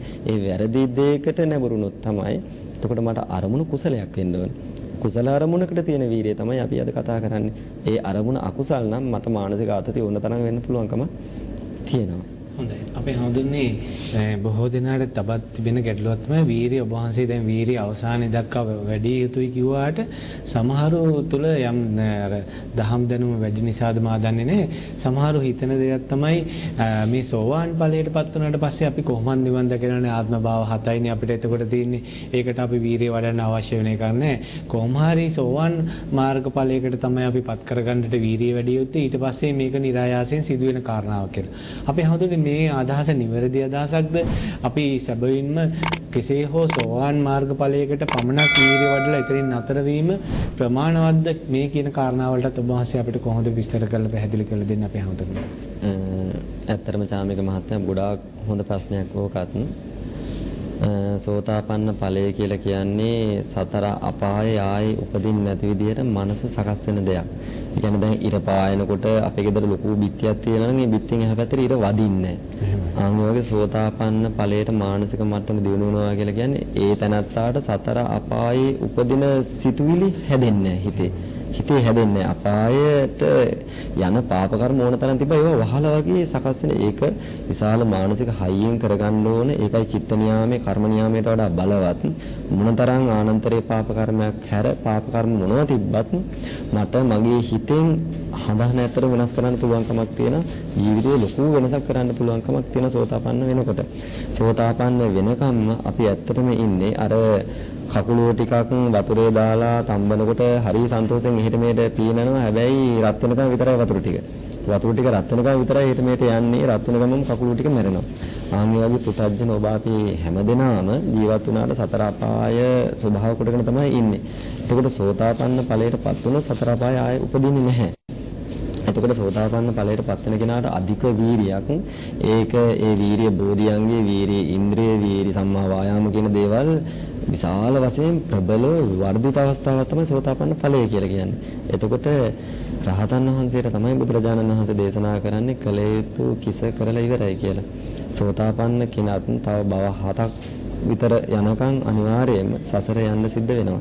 එතකොට සසර ගොඩාක් ඊට අදාළ ශරීරය ලැබෙනවා කියලා කියන්නේ බොහෝ දුක් හම්බ වෙනවා. ඉතින් අපිට මේ වගේ නෙමෙයි ඒ වීරිය ඉතා ප්‍රබලයි. සෝතාපන්න කෙනාගේ වීරිය ප්‍රබල හින්දා තමයි භව 7ක් හෝ ඇතුළත ඇත්තටම නිර්වාණය අවබෝධ වෙන්නේ. නිකන් ඉඳලා නෙමෙයි. සෝතාපන්න කෙනාගේ මානසික උත්සාහයක් තියෙනවා. ඒක මානසික උත්සාහයක්. කියන්නේ කයෙන් කෙරෙන සිද්ධියක් නෙමෙයි මානසික උත්සාහය යම්කිසි ප්‍රබල අවස්ථාවක්. ඒක එතනින් එහාට ඒ වීරිය ක්‍රියාත්මක වෙන ඇත්තටම සෝතාපන්න ඵලයටපත් වෙන එක ගොඩාක් අමාරු කාරණාවක්. වීරිය නැති කෙනෙකුට වීරියෙන්ම කරගන්න අවශ්‍ය දෙයක්. සමහර වෙලාවට අවුරුදු 30ක් විතර භාවනා කරපු ස්වාමීන් වහන්සේලා පොත්පත් කියනකොට අපිට දැනගන්න ලැබෙනවා. ඒ කියන්නේ ඒක බොහොම වීරියෙන් කරන්න ඕන දෙයක්. සෝතාපන්න වෙන කෙනාට දැන් අපිට කියන්න පුළුවන් නිකන් ඉන්නවා අපි කියලා. නිකන් ඉන්නන්නේ මේ ඒ තැනත්තාගේ මානසික උත්සාහයක් තියෙනවා. ඒ තැනත්තාගේ මානසික උත්සාහය අපිට වඩා වර්ධිත අවස්ථාවක් මහරහතන් වහන්සේගේ වගේ නෙමෙයි. ඒක වර්ධනය වෙන පැත්තකට හිත නැඹුරු වෙලා ඇත්තම කියනවා නම් අපි හිතමුකෝ චූටි කාලේ සමහරට අධ්‍යාපනය කරන 2-3 වසරේ දරුවෙකුට ගානක් දුන්නම හරි අමාරුවෙන් හදන්නේ. හැබැයි 7-8ට විතර යනකොට එයා වේගෙන් හදනවා. නිකන් ඉඳලා හැදෙනව නෙමෙයි. එයා වේගෙන් හදනවා. ආන්වගේ සෝතාපන්න කෙනාට වේගෙන් අපිට වඩා වීරිය ක්‍රියාත්මක කරගන්න අවශ්‍ය හයිය හිතේ තියෙන. වීරිය නැහැ නෙමෙයි අපිට වඩා වේගෙන් ඒ බෝධියන්ගේ ඒ සම්මා වායාමයේ ඒ මානසික උත්සාහය අපිට වඩා වේගෙන් ගන්න පුළුවන් කමක් තියෙනවා. හොඳයි. අපි හම්දුන්නේ සමහර තුල වීරිය හීන වෙන්නට පුළුවන් මේ කාලේ අපිට මාර්ගඵල අවබෝධ ලබන්නට හැකියාවක් නැහැ කියලා මේ තියෙන සැක සංකා විචිකිච්ඡාත් එක්ක අපි හම්දුන්නේ ඔබ වහන්සේ අර අපේ මහාචාර්ය රේරුකාණේ චන්දවිමල නායක හමුදාගේ පොත්පත් ගැන කිව්ව නිසාම උන්වහන්සේගේ නිර්වාණ විනිශ්චය ධර්ම විනිශ්චය වගේ ග්‍රන්ථවල අපි හම්දුන්නේ අපි කියවලා තිබෙනවා බුදුහාමුදුරන්ගේ අපේ ගෞතම බුද්ධ ශාසනයේ 5000ක් කල් රැකීම පිළිබඳව සඳහන් වෙන බොහෝ අවස්ථා ගෙනහර පාමින් අපේ හැමදෙන්නේ පළමුණු අවුරුදු 1000 දී මහරහතන් වහන්සේලා පහළ වීම තමයි වැඩි වශයෙන් සිදු වෙන්නේ. රහතන් වහන්සේලාගේ පහළ වීම මුල් අවුරුදු 1000 දී වැඩි වශයෙන් සිදු වෙනවා. දෙවෙනි අවුරුදු 1000 දී අනාගාමී ඵලලාභීන්ගේ පහළ වීම වැඩි වශයෙන් සිදු වෙනවා. ඒ වගේම තුන්වෙනි අවුරුදු 1000 දී සකුදාගාමී මාර්ගඵලලාභීන් ඒ වගේම 5000ක් කල් යනකම් අපේ හැමදෙන්නේ සෝවාන් මගඵලලාභීන් පහළ වෙනවා කියන කාරණාව උන්වහන්සේ සාක්ෂි සාධක සහිතව උපුටා දක්වලා ගෙනහර දක්වලා පැහැදිලි කරලා තියෙනවා අපේ හැමදෙන්නේ. එහෙමනම් මේ යන්නේ 2500 2600 වෙනි වගේ තාම 3000ක් ගිහිල්ලා නැති නිසා 2000 3000 අතර මේ ගත වෙන කාලේ හින්දා අපේ හැමදෙන්නේ මාර්ගඵලලාභීන් බිහිවෙන්නට බැහැ කියන කාරණාවට හොඳ පිළිතුරක් ඒ තුළ තිබෙනවාද? ඔබ වහන්සේගේ විග්‍රහය කෙබඳුද කියලා මේ වෙලාවේ දැනගන්නට කැමතියි අපේ හැමදෙන්නේ. චාමික මහත්තයා මහා පරිනිබ්බාන සූත්‍රයේ තියෙනවා ඉමේච සුබද්ද බික්ඛු සම්මා විහෙරෙය්‍යුම් අසුඤ්ඤේ ලෝකේ අරහන්තේහි අස්ස කියලා. සුබද්දේ මේ ශාසනය යම්කිසි කෙනෙක් හරියට කටයුතු කරනවා නම් රහතන් වහන්සේලා හිස් කරන්න කාටවත් බැරි බව. රහතන් වහන්සේලා හිස් වෙන්නේ නැහැ කියනවා. රහතුන්ගේ මේ ලෝකේ හිස් වෙන්නේ නැහැ. හිස් වෙන්නේ නැහැ කියලා කියන හරියට ප්‍රතිපදාවේ හිටියනම්. එතකොට දැන් අපි ගත්තොත් අපේ පළවෙනි භවයේ නෙමෙයි. අපේ අන්තිම භවයත් නෙමෙයි. එතකොට මේක සසර ගමනක්. ඔය සංයුත්ත නිකායේ අනවතග්ග සංයුත්තේ එහෙම තියෙන අම්ම නූන කෙනෙක් නැහැ, තාත්තා නූන කෙනෙක් නැහැ කියලා බොහෝ දීර්ඝ විස්තරයක්. එතකොට මේ භවය මේ ජීවිතය අපිට ලැබුණ කාමාවචර කුසල නිසා. ඒ කියන්නේ ගිය පාර ඇත්තටම නිවන් දකින්න බැරි වුණ හින්දා අඩුපාඩුවක් හින්දා මේ භවය අපිට ලැබුණා. එතකොට මේ භවය ලැබෙන්නේ සසර ජීවිතේ කරපු කියපු දේවල් එක්ක. එතකොට දැන් බුද්ධ ශාසනයක් පිරිහෙනවා කියලා දැන් අපි කියන්නේ හේතු සම්පත් සකස් වෙන ස්වභාවය අඩු වුණොත් ඉතින් ඇත්තටම කවුරක්වත් වීර්යය කරන්නේ නැත්නම් ඉතින් ශාසනයක් ඉස්සරහට තියෙන්න මේක මානසිකව ආධ්‍යාත්මික කටයුත්තක්. මේක මානසික කටයුත්තක්. එතකොට අපිම දන්නවා බුදුරජාණන් වහන්සේලා බොහෝ ප්‍රමාණයක් ඉඳලා තියෙන බව අපි දන්නවා. අපි අහලා තියෙනවා. ඒකේ තේරුම හැම බුද්ධ ශාසනයක්ම කාලයාගේ ඇවෑමෙන් ඕනම ශාසනයක් අතුරුදහන් වෙන කාලයක්. එනෝම තමයි. එතකොට ගෞතම බුදු පියාණන් වහන්සේගේ සම්මා සම්බුද්ධ ශාසනය අපි තර්ක කරත් අපි සඳහන් කළත් නැතත් යම්කිසි කාලයක් ගියාට පස්සේ ඒ කාලයට එක එක හේතු සකස් වෙනවා. අදාළ පාරමිතාවන්, අදාළ ශක්තිය තියෙන මානසික මට්ටම ඉස්සරහට ගන්න පුළුවන් හේතු සම්පත් තියෙන අය අඩුවීම එක එක දේවල් නිසා ඒ ඕනම කාලයක ශාසනයක පිරිහෙන තත්ත්වයක් උදා වෙනවා. ආයුෂ පවා අපේ අඩු වෙන්න හේතු බුදුන් වහන්සේ දේශනා කරන දීර්ඝායුෂ ලැබෙන්න හේතු, අල්පායුෂ ලැබෙන්න හේතු ඒ ඔක්කොම අපේ මානසික චින්තනයත් එක්ක ඇති වෙන බොහෝ සිදුවීම් දහමක් හැටියට අපි තේරුම් ගන්න ඕන බොහොම පරිස්සමෙන්. හොඳයි. අපි හඳුන්නේ බොජ්ජංග ධර්මවල කොහොමද වීර්ය සම්බොජ්ජංගයේ පිළිබඳව විස්තර වෙන්නේ කියන කාරණාව තවදුරටත් අපිට පැහැදිලි කර දෙන්නකෝ. අපි හඳුන්නේ වීර්ය සම්බොජ්ජංගයේ පිළිබඳව. අපි ඉස්සෙල්ලත් කතා කරා බොහොම හොඳයි. ඔන්න බලන්න. දැන් මට ඕන මං හිතමුකෝ මම බුදුරජාණන් වහන්සේ ගැන බුද්ධානුස්සති භාවනාව කරන්න ඉඳ ගන්නවා. එවන ඇයි මට බුද්ධානුස්සති භාවනාව කරන්න වෙලා තියෙන්නේ? මට බුදුන් වහන්සේ වැඩි මතක් වෙන්නේ නැහැ. හොඳද? ඕනම දෙයක් ටිකක් කල්පනා කරද්දි මතක් වෙනවද නැද්ද? අපි හිතමුකෝ ක්‍රිකට් තරඟාවලියක් කියලා. හොඳද? ක්‍රිකට් තරඟාවලියක් ගැන එක දිගට කල්පනා කරු ක්‍රීඩාවක් එක දිගට බැලුවොත් ඇහුවොත් දවස් දෙක තුනක් යනකොට වැඩිපුර සිතුවිලි හැදෙනවද නැද්ද? ආන් ඒ වගේ කුසලයක් එහෙම වෙන්න ඕනද නැද්ද? බුදුන් වහන්සේ ගැන මම හිතනවා කියන්නේ ඒක කුසල ධර්මයක් නේ. එතකොට බුදුන් වහන්සේ ගැන එක දිගට දවස් ගණනාවක් මම හිතුවොත් මට බුදුන් වහන්සේ වැඩිපුර මතක් වෙන්න ඕනද නැද්ද? මට බුදුන් වහන්සේ වැඩිපුර මතක් වෙන්න ඕනේ. එතකොට බුදුන් වහන්සේ මතක් කරගන්න එක ලේසි නෑ. මං කිව්වා ගඟක් පල්ලෙහාට යනකොට උඩට යන එක අමාරුයි කියලා. අකුසල් ඕනම දෙයක් වේගෙන් මට හිතා ගන්න පුළුවන්. ඒකට වීර්යය කරන්නත් පුළුවන්. මේ හිතේ සසර පුරුද්දත් එක්ක. හැබැයි කුසල පැත්තට බුදුන් වහන්සේ මතක් කරගන්න බුද්ධානුස්සති භාවනාව කරන්න එහෙම ලේසි නෑ. ඉඳගෙන භාවනා කරනකොට හොඳද? බොජ්ජංගවලදී වීරිය කෘත්‍ය හැටියට සඳහන් කරලා තියෙන අතහරින්නේ නැතුව භාවනාව කරගෙන යන්නට හිතට රුකුල් දෙනවා කියලා. එතකොට මම බුදුන් වහන්සේ ගැන කල්පනා කරනවා කියලා පැයක් කල්පනා කරනවා කියලා ඉඳ ගන්නවා. එතකොට ඇත්තටම ඉඳ ගන්න පැයක් කල්පනා කරන්නනේ. සමහර විනාඩි 30ක් විතර යද්දී හිතනවා කකුලුත් රිදෙනවා, ඔළුවත් රිදෙනවා, මදුරුත් වහනවා, තේ එකක් තිබ්බනම් හොඳයි මොනවා හරි හිතිලා කලින් ගියේ ඇත්තටම පැය බුදුහාමුදුරු ගැන හිතන්න. දැන් පැය භාගයක් යන්නත් ඉස්සලා බුදුහාමුදුරු එපා වුණාද නැද්ද? අන්න බලන්න ඒ වෙලාවේ කියන්නේ මාව ඇද වෙලාද නැද්ද මගේ හිත? පටන් ගන්න යද්දි මට කෙලින් හිත තිබ්බා. දැන් ඇද වෙලාද නැද්ද? එහෙනම් ඇද වීගෙන යන හිතට තමයි ඇත්තටම රුකුලක් ඕන. ඒක දෙන්න වෙන්නේ Tamanටමද නැද්ද?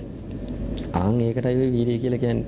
එතකොට ඒක වඩන්න වෙන්නේ දැන් මට ආයාසයෙන්. ඇයි දැන් තිබ්බට ඉවර වෙලා. ආයාසයෙන් මම කල්පනා කරන්නේ නෑ මන් නැගිටින්නේ නෑ. බෝසතාණන් වහන්සේ කියනවා දතට දත තද කරගෙන තල්ල මැඩගෙන ආන් එහෙම වීර්යය කරපු බව. අවසානයේ දැන් අපි කතා කරමු බෝසතාණන් වහන්සේට කොච්චර වීර්යයක් තිබ්බද කියලා. ශරීරයේ ලේ මස් වේලිලා ගියා තාන් එහෙම අපිට ලොකු මානසිකව ආයාසයෙන් ඒක කරන්න ඕනේ අත නොහැර. ඒ කියන්නේ වෙන දේවල් අපිට මතක් වෙනවා නැගිටින්න හිතන විතරන්නේ ඕන බලන්න. බුදුහාමුදුර ගැන කල්පනා කරන්න ගියාට පස්සේ මට මතක් වෙනවා ගෙදර ජානලේ වහලද දන්නේ නැති. ඇත්තටම බෙදපු කෑම ටික ළමයි ටික කෑවද දන්නේ නැහැ. අහන් ඔහම ඒ කියන්නේ බුදුහාමුදුර ගැන විතරක් නෙමෙයි කාමච්ඡන්ද ව්‍යාපාද ඕනම දෙයක් මට මතක් වෙනවා. එතකොට ඒ මතක් වෙන සිතුවිලි වලට එරෙහි වැඩක් තමයි මම මේ කරන්න ඕන. මට බුදුන් වහන්සේ මතක් කරගන්න ඕන. දැන් ඕන්න බලන්න නොලබපු දෙයක් ලබන්න නම් නොකරපු දෙයක් කරන්න ඕනද නැද්ද? නොලබපු දෙයක් ලබන්න නොකරපු දෙයක් කරන්න ඕනේ. එතකොට මගේ සිතුවිලි පරම්පරාවේ බුදුහාමුදුර ගැන එක දිගට මතක් වෙන්නේ නැහැ. ඒ හින්දා මම බුද්ධානුස්සතිය කියලා භාවනාවක් කරනවා. එතකොට නොලබපු බුද්ධානුස්සතිය කියන ටික එන්න නොකරපු දෙයක් කරන්න ඕනේ. මොකද්ද නොකරපු දේ? අනිත් හැම සිතුවිල්ලක්ම ආවට මං ගණන් ගන්න නැතුව බුදුහාමුදුරුවෝ මතක් කරගන්න මං දක්ෂ වෙන්න ඕනද නැද්ද? ඒකටයි මානසික උත්සාහයක් ඕනේ. දැන් අපි හිතමුකෝ ඇතරම මාධ්‍ය ගුවන්විදුලි මාධ්‍ය අපි හිතමුකෝ 50ක් විතර තියෙනවා කියලා. එතකොට මට ඕන එක නේද මං අහන්නේ. ඒකේ තේරුම අනිත් ඒවා නෑ කියන එකද? නැහැ. අනිත් ඒවා තියෙනවා මට ඕන එක මං අහන්න දක්ෂ වෙන්න එපා. ආන් ඒ වගේ මට පුළුවන් වෙන්න ඕන බුදුහාමුදුර ගැන නම් මං හිතන්නේ අනිත් මොන සිතුවිලි වලට මගේ හිත එහෙට මෙහෙට යන්න කිව්වත් බුදුහාමුදුරෝ අතහරින්න නැතුව බුදුහාමුදුර ගැනම හිතන උත්සාහයක් තමයි මට වටින්නේ. වෙන උත්සාහයක් තිබිලා වැඩක් නැහැ. අපි හිතමුකෝ කවුරු හරි මරණානුස්සති භාවනාව කරන්න කියලා. එයාට හිතේ හයිය තියෙන්න ඕන. මරණය නියත දෙයක්, ජීවිතය අනියත දෙයක් කියන අදහසම නැවත නැවත හිතන්න හයියක් තියෙන්න ඕන. දැන් අපි හිතමුකෝ අසුබ භාවනාව කියලා. එයාට හිතේ අදහසක් තියෙන්න ඕනේ මගේ පාතලයෙන් උඩට කේස් වලින් පල්ලෙහාට අපවිත්‍ර ශරීරයක් තියෙන්නේ වෙන සුබ අදහස් ඇති වෙන එක වළක්වන හයියක්. කවුරු කොහොම කිව්වත් මේක අසුබ අදහසක්මයි අසුබ ශරීරයක්මයි කියලා වෙන සිතුවිලි වලට එරෙහිව මානසික උත්සාහයක් තමයි ඇති වෙන්න ඕනේ. හොඳද? ඒක තමයි අතන බොජ්ජංග වඩනවා කියලා කියන්නේ අදාළ භාවනාවට අවශ්‍ය විදිහට මගේ මනස සකස් කරනවා කියන එකයි. හොඳයි. බොහෝ දෙනාට විවිධ ගැටලු තිබෙන්නට පුළුවන් මේ වීරිය වර්ධනය කරගන්න මඟ පිළිබඳව. එසේ තිබෙනවා නම් අද ඔබට ඒ සඳහා වේදිකාවක් තිබෙනවා. ඔබට ඔබේ හඬට ඉඩක් තිබෙනවා. අපේ දුරකථන අංකය 0112 706යි 128 අපේ සුපුරුදු දුරකථන අංකය හරහා ඔබටත් ඔබේ වීරිය සම්බන්ධව ගැටලු අසන්නට මේ සාකච්ඡා මණ්ඩපයේ වෙන් වෙලා තිබෙනවා. වැවුඩ දොඩම්තලාව ධම්මගිරි ආරණ්‍ය සේනාසන වාසී කොළඹ 7 ජාත්‍යන්තර විපස්සනා භාවනා මධ්‍යස්ථාන වාසී පූජ්‍යපාද අද අපේ වැඩසටහනට වැඩම කර වදාළ අපේ ස්වාමීන්ද්‍රයන් වහන්සේ බෝගහපුර දේවමිත්‍ර ස්වාමීන්ද්‍රයන් වහන්සේ විතාමත්ම ගෞරවපූර්වකව බොහෝ දිනාට ගැටලු අහන්නට පුළුවන් ස්වාමීන් වහන්සේ නම භාවනාව මේ සියලු වීරිය ප්‍රායෝගිකව හුරු කරපු ස්වාමීන්ද්‍රයන් වහන්සේ නමක් නිසා අපිට මේ සියලු කාරණා ප්‍රායෝගිකව අසන්නට පුළුවන්. අපේ හවුදුනේ අපිට තිබෙන තවත් ගැටලුවක් තමයි මේ වීරිය වර්ධනය කරගන්නට භාවනා කළ යුතුයමද කියන කාරණාවට ඔබ වහන්සේගේ පිළිතුර කුමක්ද කියලාත් මම කැමති දැනගන්න අපේ හමුදුනේ. චාමික මහත්තයා භාවනාවකින් තමයි ප්‍රබලවම අපිට කුසල් වර්ධනය කරන්න බුදුරජාණන් වහන්සේ දේශනා කළ තියෙන සමත විපස්සනා භාවනා හැටියට. එතකොට වීරිය ප්‍රබලවම මට වඩන්න වෙන්නේ භාවනා කරලම තමයි. භාවනාවකදී කරන වීරිය පිළිබඳව තමයි බුදුරජාණන් වහන්සේ අත්‍තරම දේශනා කරලා තියෙන්නේ. සාමාන්‍ය ජීවිතයේ ඉන්න විදිහට නෙමෙයි භාවනාවකින් තමයි මනසට ඔන්න බලන්න බෝසතාණන් වහන්සේ ලොකු අදිෂ්ඨානයක් ගන්න එක වෙලාවක කාමං තචෝච නහරෝච අට්ටි චවසිස්සතු උපසිස්සතු ශරීරේ මන්සල් ලෝහිතා යන්තම් පුරුෂතාමේන පුරුෂ පරාක්‍රමේන නතං අපත්තා විරියස සණ්ඩානම් භවිස්සති. මගේ ශරීරයේ හමයි නහරයි ඇටයි ඕනනම් ඉතුරුනාවේ ලේමස් වේලිලා ගියාවේ මම බුදු වෙනකම් මෙතනින් නැගිටින්නේ නැහැ කියලා. එතකොට ඒ ඇස් දෙක පියාගෙන ඉඳගත්ත වෙලාවක් බුදු වෙනකම් මම නැගිටින්නේ නැහැ කියන්නේ එතනද නැද්ද රෑ එළි වෙනකම් මාගේ ශරීරයේ තියාගෙන මනස බුදු වෙනකම්ම හිත බුදු බවට පත් කරනකම් මම නැගිටින්නේ නැහැ කියලා ඒ උත්සාහය ගත්තේ භාවනාවේද නැද්ද? උත්සාහය ගත්තේ භාවනාව කරන ගමන්. එහෙනම් භාවනාවකදී තමයි ඇත්තටම මට අවශ්‍ය වීරිය ප්‍රබලම වර්ධනය කරගන්න පුළුවන් වෙන්නේ. භාවනා කරනවා කියලා කියන්නේ වීරිය කියන කාරණාව එකක්. ඒක වර්ධනය කරගන්නවා කියන එකමයි. භාවනාවකින් තමයි මට ප්‍රබලවම වීරිය වර්ධනය කරන්න පුළුවන් වෙන්නේ. භාවනා නොකිරීමෙන් වීරිය පිරිහෙනවා කියන එක තමයි ඇත්තටම සඳහන් කරන්න පුළුවන් කමක් තියෙන්නේ. දැන් අපි හමුදුනේ වීර්ය වර්ධනය කර ගැනීමේ හේතු පිළිබඳව අටුවාවල සූත්‍රවල විවිධාකාරයෙන් විස්තර වෙන්නට පුළුවන්. අපි හමුදුනේ කොහොමද අපි හමුදුනේ වීර්ය වර්ධනය කර ගැනීමට හේතු පිළිබඳව විවිධ ස්ථානවල විවිධ මූලාශ්‍රවල අටුවාවේ හෝ කොහොමද අපි හමුදුනේ මේ පිළිබඳව සඳහන් වෙන්නේ කියන කාරණාවත් අපිට පැහැදිලි කර දෙන්න අපි හමුදුනේ. ඔව් පින්වත්නි චාමික මහත්තයා අහනවා වගේ ඒක බොහෝම හොඳ කාරණාවක්. මම කලිනුත් කිව්වා වීරිය ප්‍රබලවම මගේ ළඟ වැඩෙන්නේ මම භාවනා කරනකොට. එතකොට භාවනා කරන කෙනෙකුට සාමාන්‍ය ජීවිතයේදී කොයි වගේ කටයුතු කළොත්ද මේ භාවනාව ඉස්සරහට දියුණු කරගන්න පුළුවන් ඉන්නේ වීරිය වර්ධනය වෙන්නට. අටුවාවන් වල ඒ වගේම සූත්‍ර පිටකයේ තියෙනවා අටුවාවන් වල විස්තර කරලා තියෙන කාරණා කීපයක් මම මේ වෙලාවේ පින්වත් අයට කියන්නම්. අටුවාවන් වල විස්තර කරලා තියෙනවා වීරිය කොහොමද අපේ වැඩි වෙන්නේ කොයි වගේ මානසිකව කම්මැලිකම මානසික ගිලන් බව අයින් වෙලා මානසිකව දැඩිව මේ ප්‍රතිපදාවේ නියැලෙන්නට මට විශාල උත්සාහයක් හැදෙන කාරණා කීපයක් තියෙනවා. ඒවා සඳහන් කරලා තියෙනවා. ඒක يعني පළවෙනි කාරණාව හැටියට අපායේ බය දකින්න බව.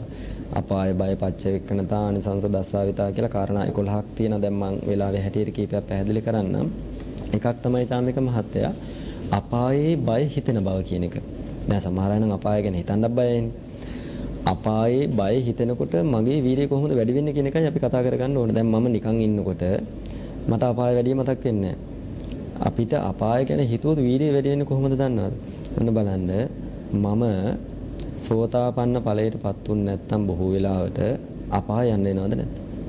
අපාය යන්න වෙනවනේ. ඔව් අපි හමුදුනේ ඇයි අපි මේ කියන්නේ මේ සතර අපාය අපේ මහගෙදර කියලා එන්නේ එතන අපි අපේ මහගෙදර කියන්නේ අපි වැඩිපුරම ගත කරන තැන වෙන්නේ නැතිනේ. මේ මනුෂ්‍ය ලෝකේ ඉන්න අපිටත් ඇයි අපි හමුදුනේ සතර අපාය අපේ මහගෙදර කියලා අපි මනුෂ්‍යයන්ටත් මේක පොදු කාරණාවක්ද අපි හමුදුනේ? ඒ කියන්නේ මේකෙන් අදහස් කරන්නේ මෙහෙමයි. මහගෙදර කියන්නේ අපි අනිවාර්යෙන් කොහේ හිටියත් අවුරුද්දකට සැරයක් හෝ යන්න තියෙන අනිවාර්ය තැනක් මහගෙදර සාමාන්‍ය ජනවහරේදී. එතකොට බුදුරජාණන් වහන්සේ බුදු නුවණින් දැකලා දේශනා කරනවා මේ මනුස්ස විතරක් නෙමෙයි සත්ත්ව ප්‍රජාවට නිවන් දකින්නට බැරි වුණොත් ඒ සිද්ධ වෙන අකුසල් නිසාම වැඩි වාර ගාණක් සත්‍යයක් ගත්තොත් එහෙම සංසාර ජීවිතේ වැඩි වාර ගාණක් අපායට තල්ලු වෙන ගතියක් හිතලා තියෙනවා. හිතවල සිද්ධ වෙන වැරදි නිසාම ඒ හින්දා බුදුරජාණන් වහන්සේගේ දහම තුළ ඒක මනුස්ස ජීවිතයටත් පොදුයි. ඒක වෙලාවක කඩිරැලක් දැකලා බුදුරජාණන් වහන්සේ දේශනා කරනවා චාමික මහත්තයා මේ කඩිරැලේ හැම කඩියෙක්ම මහ පොළොවේ අයිතිකාරයා. සක්විති රජ වෙලා හිටපු අය තමයි මේ කඩි බවට පත් වෙන්නේ. ඒ හින්දායි බුදුන් වහන්සේ ඒක වෙලාවක ගාථාවකුත් දේශනා කරනවා. පතව්‍යායක රජ්‍යේන සග්ගස්ස ගමනේනවා සබ්බ ලෝකාදිපච්චේන සෝතාපට්ටි පලං වරන් කියලා. ඒ කියන්නේ මහ පොළොවට අධිපති සක්විති රජ වෙනවටත් වඩා පතව්‍යායක රාජ්‍යේන සග්ගස්ස ගමනේනවා ස්වර්ගයේ දිව්‍ය ලෝකයේ යනවටත් වඩා සග්ගස්ස ගමනේනවා සබ්බ ලෝකාදී ඒ කියන්නේ සියලු දෙදෙව්ලුවටම අධිපති වෙනවටත් වඩා ඇයි සෝතාපන්න ඵලයේ වටිනවා කියලා කියන්නේ සෝතාපන්න ඵලයටපත් වුණොත් මාව නියත වශයෙන්ම අපායෙන් අයින් වෙන තෑග්ග මට හම්බ වෙනවා. බුදුදහමේ තියෙන වටිනාකම බලන්න ජීවමාන කාලයේම අපේ මනස වර්ධනය කිරීමෙන් ඊළඟ ජීවිතේ තියා කවදාකවත් ආයෙ මට කුර හතරක් එන්නේ නැති, හොටක් එන්නේ නැති, වලිගයක් එන්නේ නැති නේද? කවදාකවත් මම සතර අපායට වටවන්නේ නැති මානසික මට්ටමක් හදලා දෙන මනෝවිද්‍යාව කොහෙද තියෙන්නේ? අපි ආඩම්බර වෙන්න ඕනේ නැත්තම කියනවා නම් බෞද්ධ ධර්ම පිළිබඳව. එතකොට සෝතාපන්න ඵලය කියලා කියන්නේ මේ භවයේම සාක්ෂාත් කරගන්න බුදුන් වහන්සේ සාමාන්‍ය ඵල සූත්‍රයේ දීඝනිකායේ සීලයෙන් පටන්ගෙන නිවන දක්වාම කියනවා. අජාසත් මහරජතුමා තාත්තා ඝාතනය කළා හිටපුණ හින්දා ඒක ආනන්තරේ පාප කර්මයක්. අනිවාර්යයෙන්ම ඊළඟ භවයේ විපාක දෙන හින්දායි සෝතාපන්න ඵලයටපත් උන්නේ නැත්නම් රජතුමා සෝතාපන්න ඵලයටපත් වෙනවා. සාමාන්‍ය ඵල සූත්‍රය කියන්නේ ශ්‍රමණ ඵල මේ ජීවිතේම නිවන් දකින්න පුළුවන්. ඊළඟ භවෙ නෙමෙයි මේ භවයේම සෝතාපන්න ඵලයටපත් වෙන්න පුළුවන් සූත්‍ර දේශනාව. ඉතින් මේ අපි දැන් කතා කරමින් යන විදිහට එතකොට අපායේ උපදින ස්වභාවයක් අපේ සිතුවිලි වල සකස් වෙන හැම වෙලෙම සකස් වෙනවා. එතකොට ඒවා අයින් වෙන්න නම් මට යම්කිසි ප්‍රබල මනසේ බලපෑමක් තියෙන්න ඕනම. අපායේ උපදින්න නැතුව සෝතාපන්න කියලාට තව තැනක් විස්තර කරනවා අරියකාන්ත සීලය සම්පූර්ණ වෙනවා කියලා. ඒ කියන්නේ පන්සිල් වලට. දැන් අපි පන්සිල් කවුරු හරි ආරක්ෂා කරාට හිතෙන් කැඩෙනවද නැත්ද? සෝතාපන්න කෙනාගේ හිතෙන් කැඩෙන්නෙත් නැහැ. අන්න බලන්න එහෙනම් මේ පන්සිල් පද පහ කැඩීම තුල අපායට යන ස්වභාවයක් තීරණය වෙනවද නැත්ද? දුස්සීලේසු බහුජනෝ බොහෝ ලෝකේ පන්සිල් කැඩෙන විදියක් පේන්න තියෙනවද නැත්ද? පන්සිල් දැන් යම්කිසි හොරකමක් කරොත් ඉස්සර නම් හැංගෙනවද නැද්ද? චාමික මාතා බයට හැංගෙනවනේ. ඒක වැරදි වැඩක් භයානක වැඩක් කවුරු හරි මැරුවොත් හැංගෙනවා. අද හොරකමක් කරලා ප්‍රසිද්ධිය යනවද නැද්ද? බය නැහැ නේද?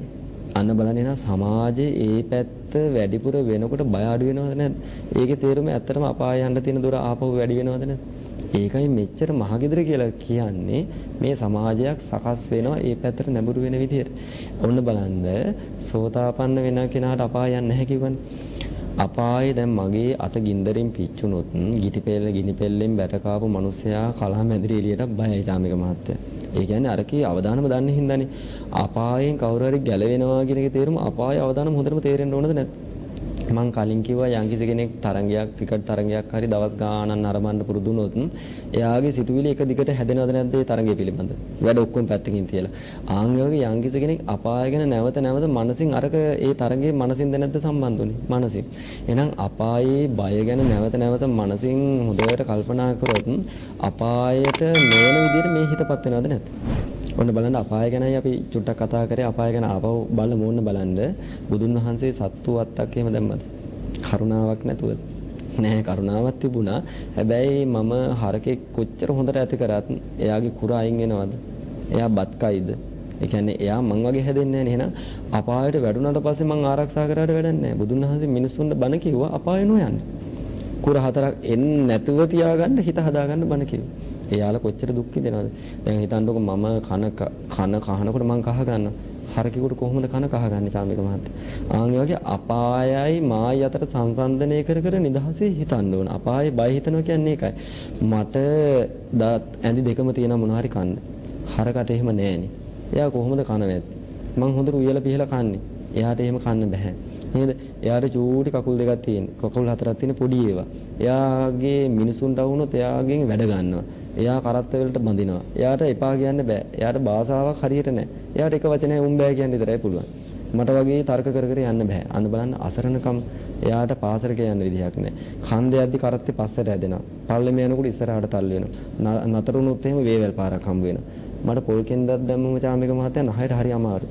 ඒ හරකට දාලා තියෙන ලොකු ලණුවක් නහයට. ආන් වගේ එතනයි මායි අතර සංසන්දනය කර ඒ වගේ තත්යකට මාවපත් වුණොත් කොච්චර මට අමාරුයිද කියලා අවදාන ඒකයි අපායේ බය මං හිතන්න ඉස්සර ස්වාමීන් වහන්සේලා ඉඳලා තියෙනවා ගිනියවි භාවනා කරනවා කොහෙන්ද හයි ආවේ කියලා බලනකොට නෑ ඉතින් නිරේගියොත් එහෙම හැම වෙලෙම පිච්චෙනවනේ අන්න බලන්න අපායේ බය හිතනකොට වීරිය වැඩි වෙනවා සමහර අය ආහාර පාලනය කරලා තියෙනවා ඇයි ඒ ත්‍රිසම්භවයන් වල එහෙම ඉපදිලා ආහාර නැතුව ඉන්නත් පුළුවන් කියලා හිතිලා අන්න අපාය ගැන හිතනකොට මට මානසික උත්සාහය වැඩි වෙනවා ඒ පැත්තෙන් අත මිදෙන්න. ඒකයි අපාය බය ගැන හිතන්න කියලා තියෙන්නේ පළවෙනි කාරණාව. තව කාරණා බොහොමයක් තියෙනවා. හොඳයි. අපි හඳුන්නේ සමහරු මේ සතර අපාය, තිරිසන් අපාය දැකත් කියනවා මේ අපාය කියන එකක් වෙනම ඇත්තේ නැහැ. මේ මනුෂ්‍ය ලෝකේ තමයි මේ තියෙන අපායවල තියෙන්නේ වෙන අපායවල නැහැ කියලා අර දසවස්තුක මිත්‍යා දෘෂ්ටියට අහු වෙලා ඉන්නවා අපි හඳුන්නේ. ඇත්තටම අපි හඳුන්නේ මේ වැනි මිසදුටු අදහස් බින්දින්න ඔබ වහන්සේ කොහොමද අපිට මේ සතර අපාය පිළිබඳව තවදුරටත් කියා දෙන්න අපි හඳුන්නේ. ඇත්තටම අපි බලන්නට ඕන දැන් අපිට ධර්මය මේ ගානට කියන්නේ ඇත්තටම ගුරුවරුන් ඇසුරු කරලානේ. ඒ ගුරුවරුන්ටත් තිබේ පහළ වුණේ නැහැ. ඒත් ගුරුවරු ඇසුරු කරලානේ. ඒතකොට අපි මෑත කාලේ මිහිඳු මහරහතන් වහන්සේ මතක් වෙනවා ඔහොම ඉස්සරහට යද්දි. අන්තිමට බුදුන් වහන්සේ. උන්වහන්සේට නිකන් හම්බුන්නේ සාරාංශකේ කල්පලක්ෂයක් තිස්සේ පාරමිතා පුරලා හොයාගත්ත දහමක්. එතකොට එහෙම දහමකින් තමයි සාරාංශකේ කල්පලක්ෂය විශේෂයෙන් එක බොරුවක්වත් කියන්නේ නැතුව ඇවිල්ලා අපාය ගැන කියන්නේ. හොඳද එහෙනම් කොච්චර විශ්වාසයක් තියෙන්න ඕනද මේ වචනවල. ඉතින් මිහිඳු මහරහතන් වහන්සේත් ඇවිල්ලා ඇත්තටම රජතුමා මුවදඩමේ යන අවස්ථාවක් සඳහන් වෙනවා. එතකොට රටේ රජ කෙනෙක්ට පාපේ පැත්තට නැඹුරු වෙලා තිබ්බ අවස්ථාවක්. ඉතින් මිහිඳු මහරහතන් වහන්සේ പ്രേත වස්තුවේ විමාන වස්තුවේමුත් ධර්ම දේශනා කරනවා. പ്രേත වස්තුව කියලා කියන්නේ ඇත්තටම අපායන් කොටසක්. විමාන වස්තුව කියන්නේ දිව්‍ය ලෝකේ. එතකොට අපායේ പ്രേත වස්තුව කියන ග්‍රන්ථයේ තියෙන්නේ ওই මුගලන් මහරහතන් වහන්සේම අපායට එ르දියෙන් වැඩම කරලා අහනවා එයාලගේ මොනව වෙලාද මෙහි ආවේ. එයාලගේ කටින්ම කියනවා අපිට විශ්වාසය ඇති වෙන්න මං අහවලාට මෙහෙම කරලා අර වැඩේ කරලා මේ වැඩේ කරලා තමයි මම මේ പ്രേතේ කුණේ කියලා කියනකොට අපිටත් විශ්වාසයක් ඇති වෙනවා මේ ඇත්තමයි කියලා. ආන් එහෙම අපාය ගැන කියලා බය ඇති කරවන්නත් විමාන වස්තුව කියන්නේ දිව්‍ය ලෝකේ ගැන. එයාලගෙම උත්හානව මොනවා කළාද මේ විමාන පහළුනේ මෙච්චර සන්තෝෂයෙන් ඉන්නේ කොහොමද? එයාලත් කියන මනුස්ස ලෝකේ ඉන්නකොට අපි මෙන්න මේ වගේ පින්කම් කරා යහපත් වැඩ කරලා මෙහි ආවේ ආන් එහෙම මිහිඳු මහරහතන් වහන්සේත් ඇවිල්ලා අපාය ගැනයි දිව්‍ය ලෝකය ගැනයි ධර්ම දේශනා කරනවා. ඉතින් අපි විශ්වාස කරන්න ඕන කාරණාව තිරිසන් අපාය ඇත්තටම අපේ ඇස් දෙකට පේන්න තියෙනවා. එතකොට പ്രേත ලෝකවල අපිට ගෝචර වෙන්නේ නැහැ.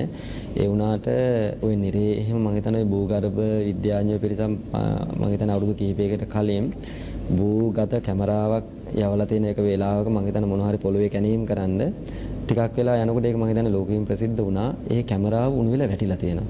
අන්තිම වෙලාවේ වගේ පටිගත කරපු ඒ සද්දය අහලා බලනකොට නිරයෙන් අපායෙන් ආපු හඬ තමයි ඒකේ පටිගත වෙලා තියෙන්නේ. මේ කැමරාව උණු වෙලා වැටිලා තියෙනවා ඒ ලෝදියට. ඒකේ භාෂාවන් දැන් මම සිංහල නම් මට කවුරු හරි ගැහුවොත් මං අඩන්නේ සිංහලෙන්. මම දෙමළ නම් මට කවුරු හරි ගැහුවොත් මට ඇඬෙන්නේ දෙමළෙන්. මේ භාෂාව ඉගෙනගෙන හින්දා නිරේ කවුද භාෂාව කියා දෙන්නේ? යහුල් වලින් අනිනකොට යමපල්ලු අත්සින් දෙනකොට පාසින් දෙනකොට භාෂාවක් නැතුව ඇඬෙන විස්තරයක් ඒ කැමරාවෙල ඒ දෘශ්‍ය ස්කම්මියවල පටිගත කරලා මම හිතන්නේ ලෝකයට ප්‍රසිද්ධ කළා. එතකොට මේ හැම එකකින්ම දැන් නවීන විද්‍යාව කියලා අයපවා අපාය තියනවා කියලා ඇත්තටම පැහැදිලිව තේරුම් අරගෙන තියෙනවා. ඉතින් අපි ශ්‍රද්ධාවෙන් අපි ධර්මයේ හැසිරෙන්නේ බුදුන් වහන්සේ දේශනා කරනවා තියෙනවා ශ්‍රද්ධාව බීජයක් ශ්‍රද්ධාව ආදී විසින් ඒ කියන්නේ තුනුරුවන් පිළිබඳ විශ්වාස කළයි බෞද්ධ පින්වත් අය අපාය ගැන ඇත්තටම කල්පනා කරන්නේ. අපාය ගැන ඇත්තටම මහරහතන් වහන්සේලාට එ르දි බල තියෙන අයට තමයි ඇත්තටම අපාය කොයි වගේද කියලා මනසින් දකින්න පුළුවන්කම තියෙන. අපිට එහෙම එකක් නැහැ. අපි ශාස්ත්‍රූන් වහන්සේ ගැන විශ්වාසයෙන් අපාය ගැන හිතන්න ඕනේ. එකෙන් අපිට ලාභයක් වෙන්නේ. දැන් අපි තිරිසන් අපාය ගැන විස්තර කරේ. දැන් ඔන්න පේන්නේ නැහැනේ പ്രേත අපාය. ඔන්න දැන් ප්‍රේත අපාය ගැන ওই පූජනීය රේරුකාණේ මහා නායක ස්වාමීන් වහන්සේගේ පොත්වලක් තියෙනවා. චතුරාර්ය සත්‍ය ධර්මයේ පොතේ එහෙම ඒකේ තියෙන මේ പ്രേතයන්ට එහෙම තියෙන දුක්.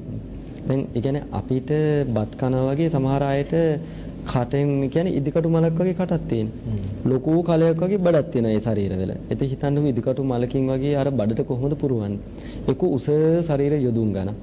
ඒ උඩ ඉඳන් පල්ලෙහාට පාත් වෙනකොට එක්ක ආහාර ගන්න වෙන්නේ එක්ක කෙල.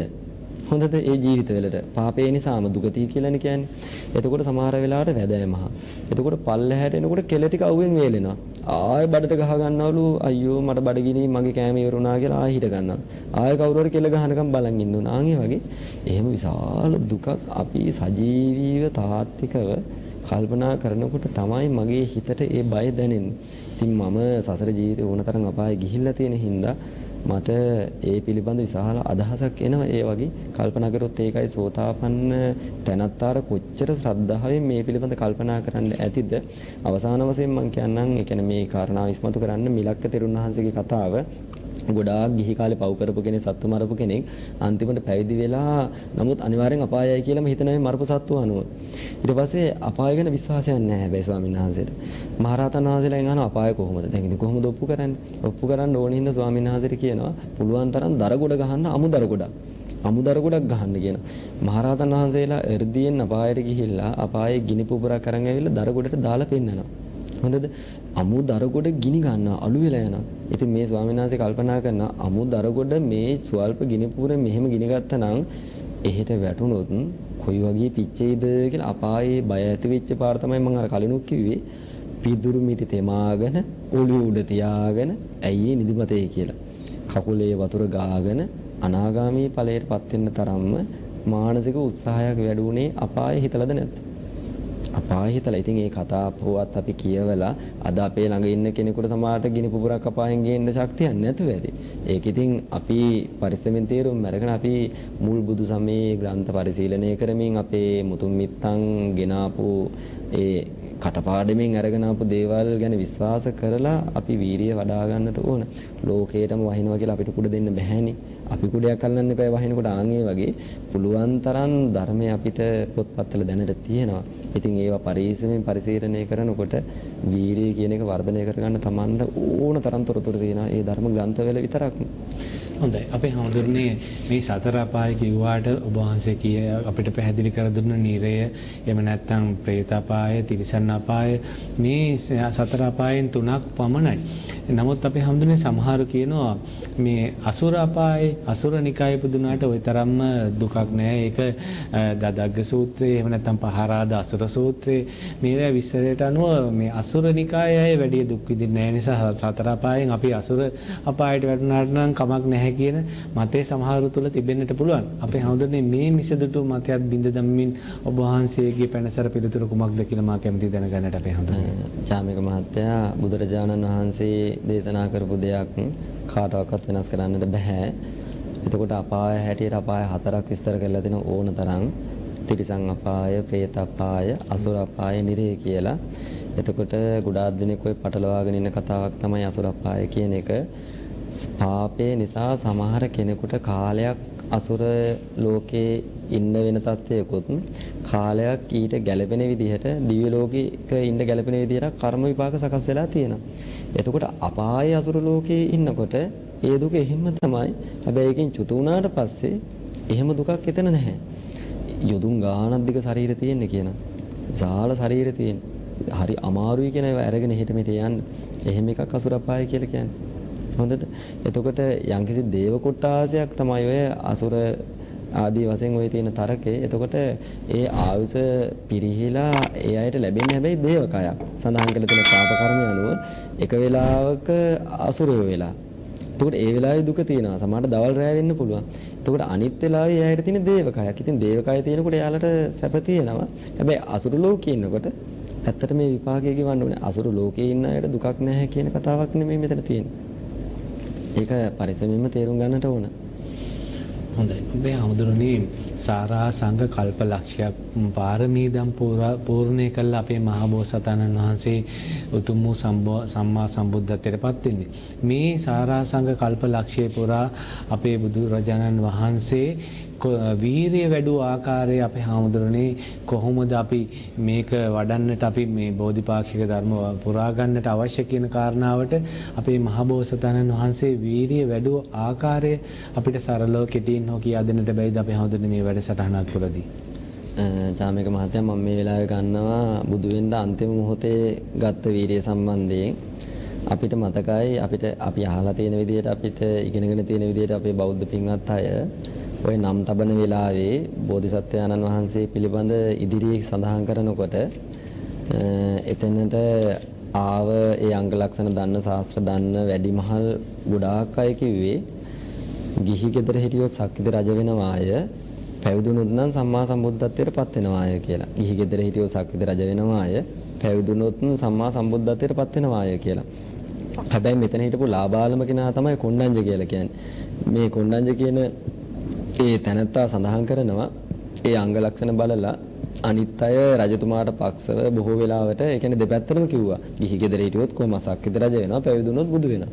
කොණ්ඩඤ්ඤ කියන තැනත්තා රැකියාව නැතුණත් මට කමන්නේ වගේ ලොකු හයියකින් කියනවා අනිවාර්යෙන් බුදු වෙනවා මේ තියෙන ලක්ෂණ වලට අනුව. එඩිතරම කියන අනිවාර්යෙන් බුදු වෙනවා.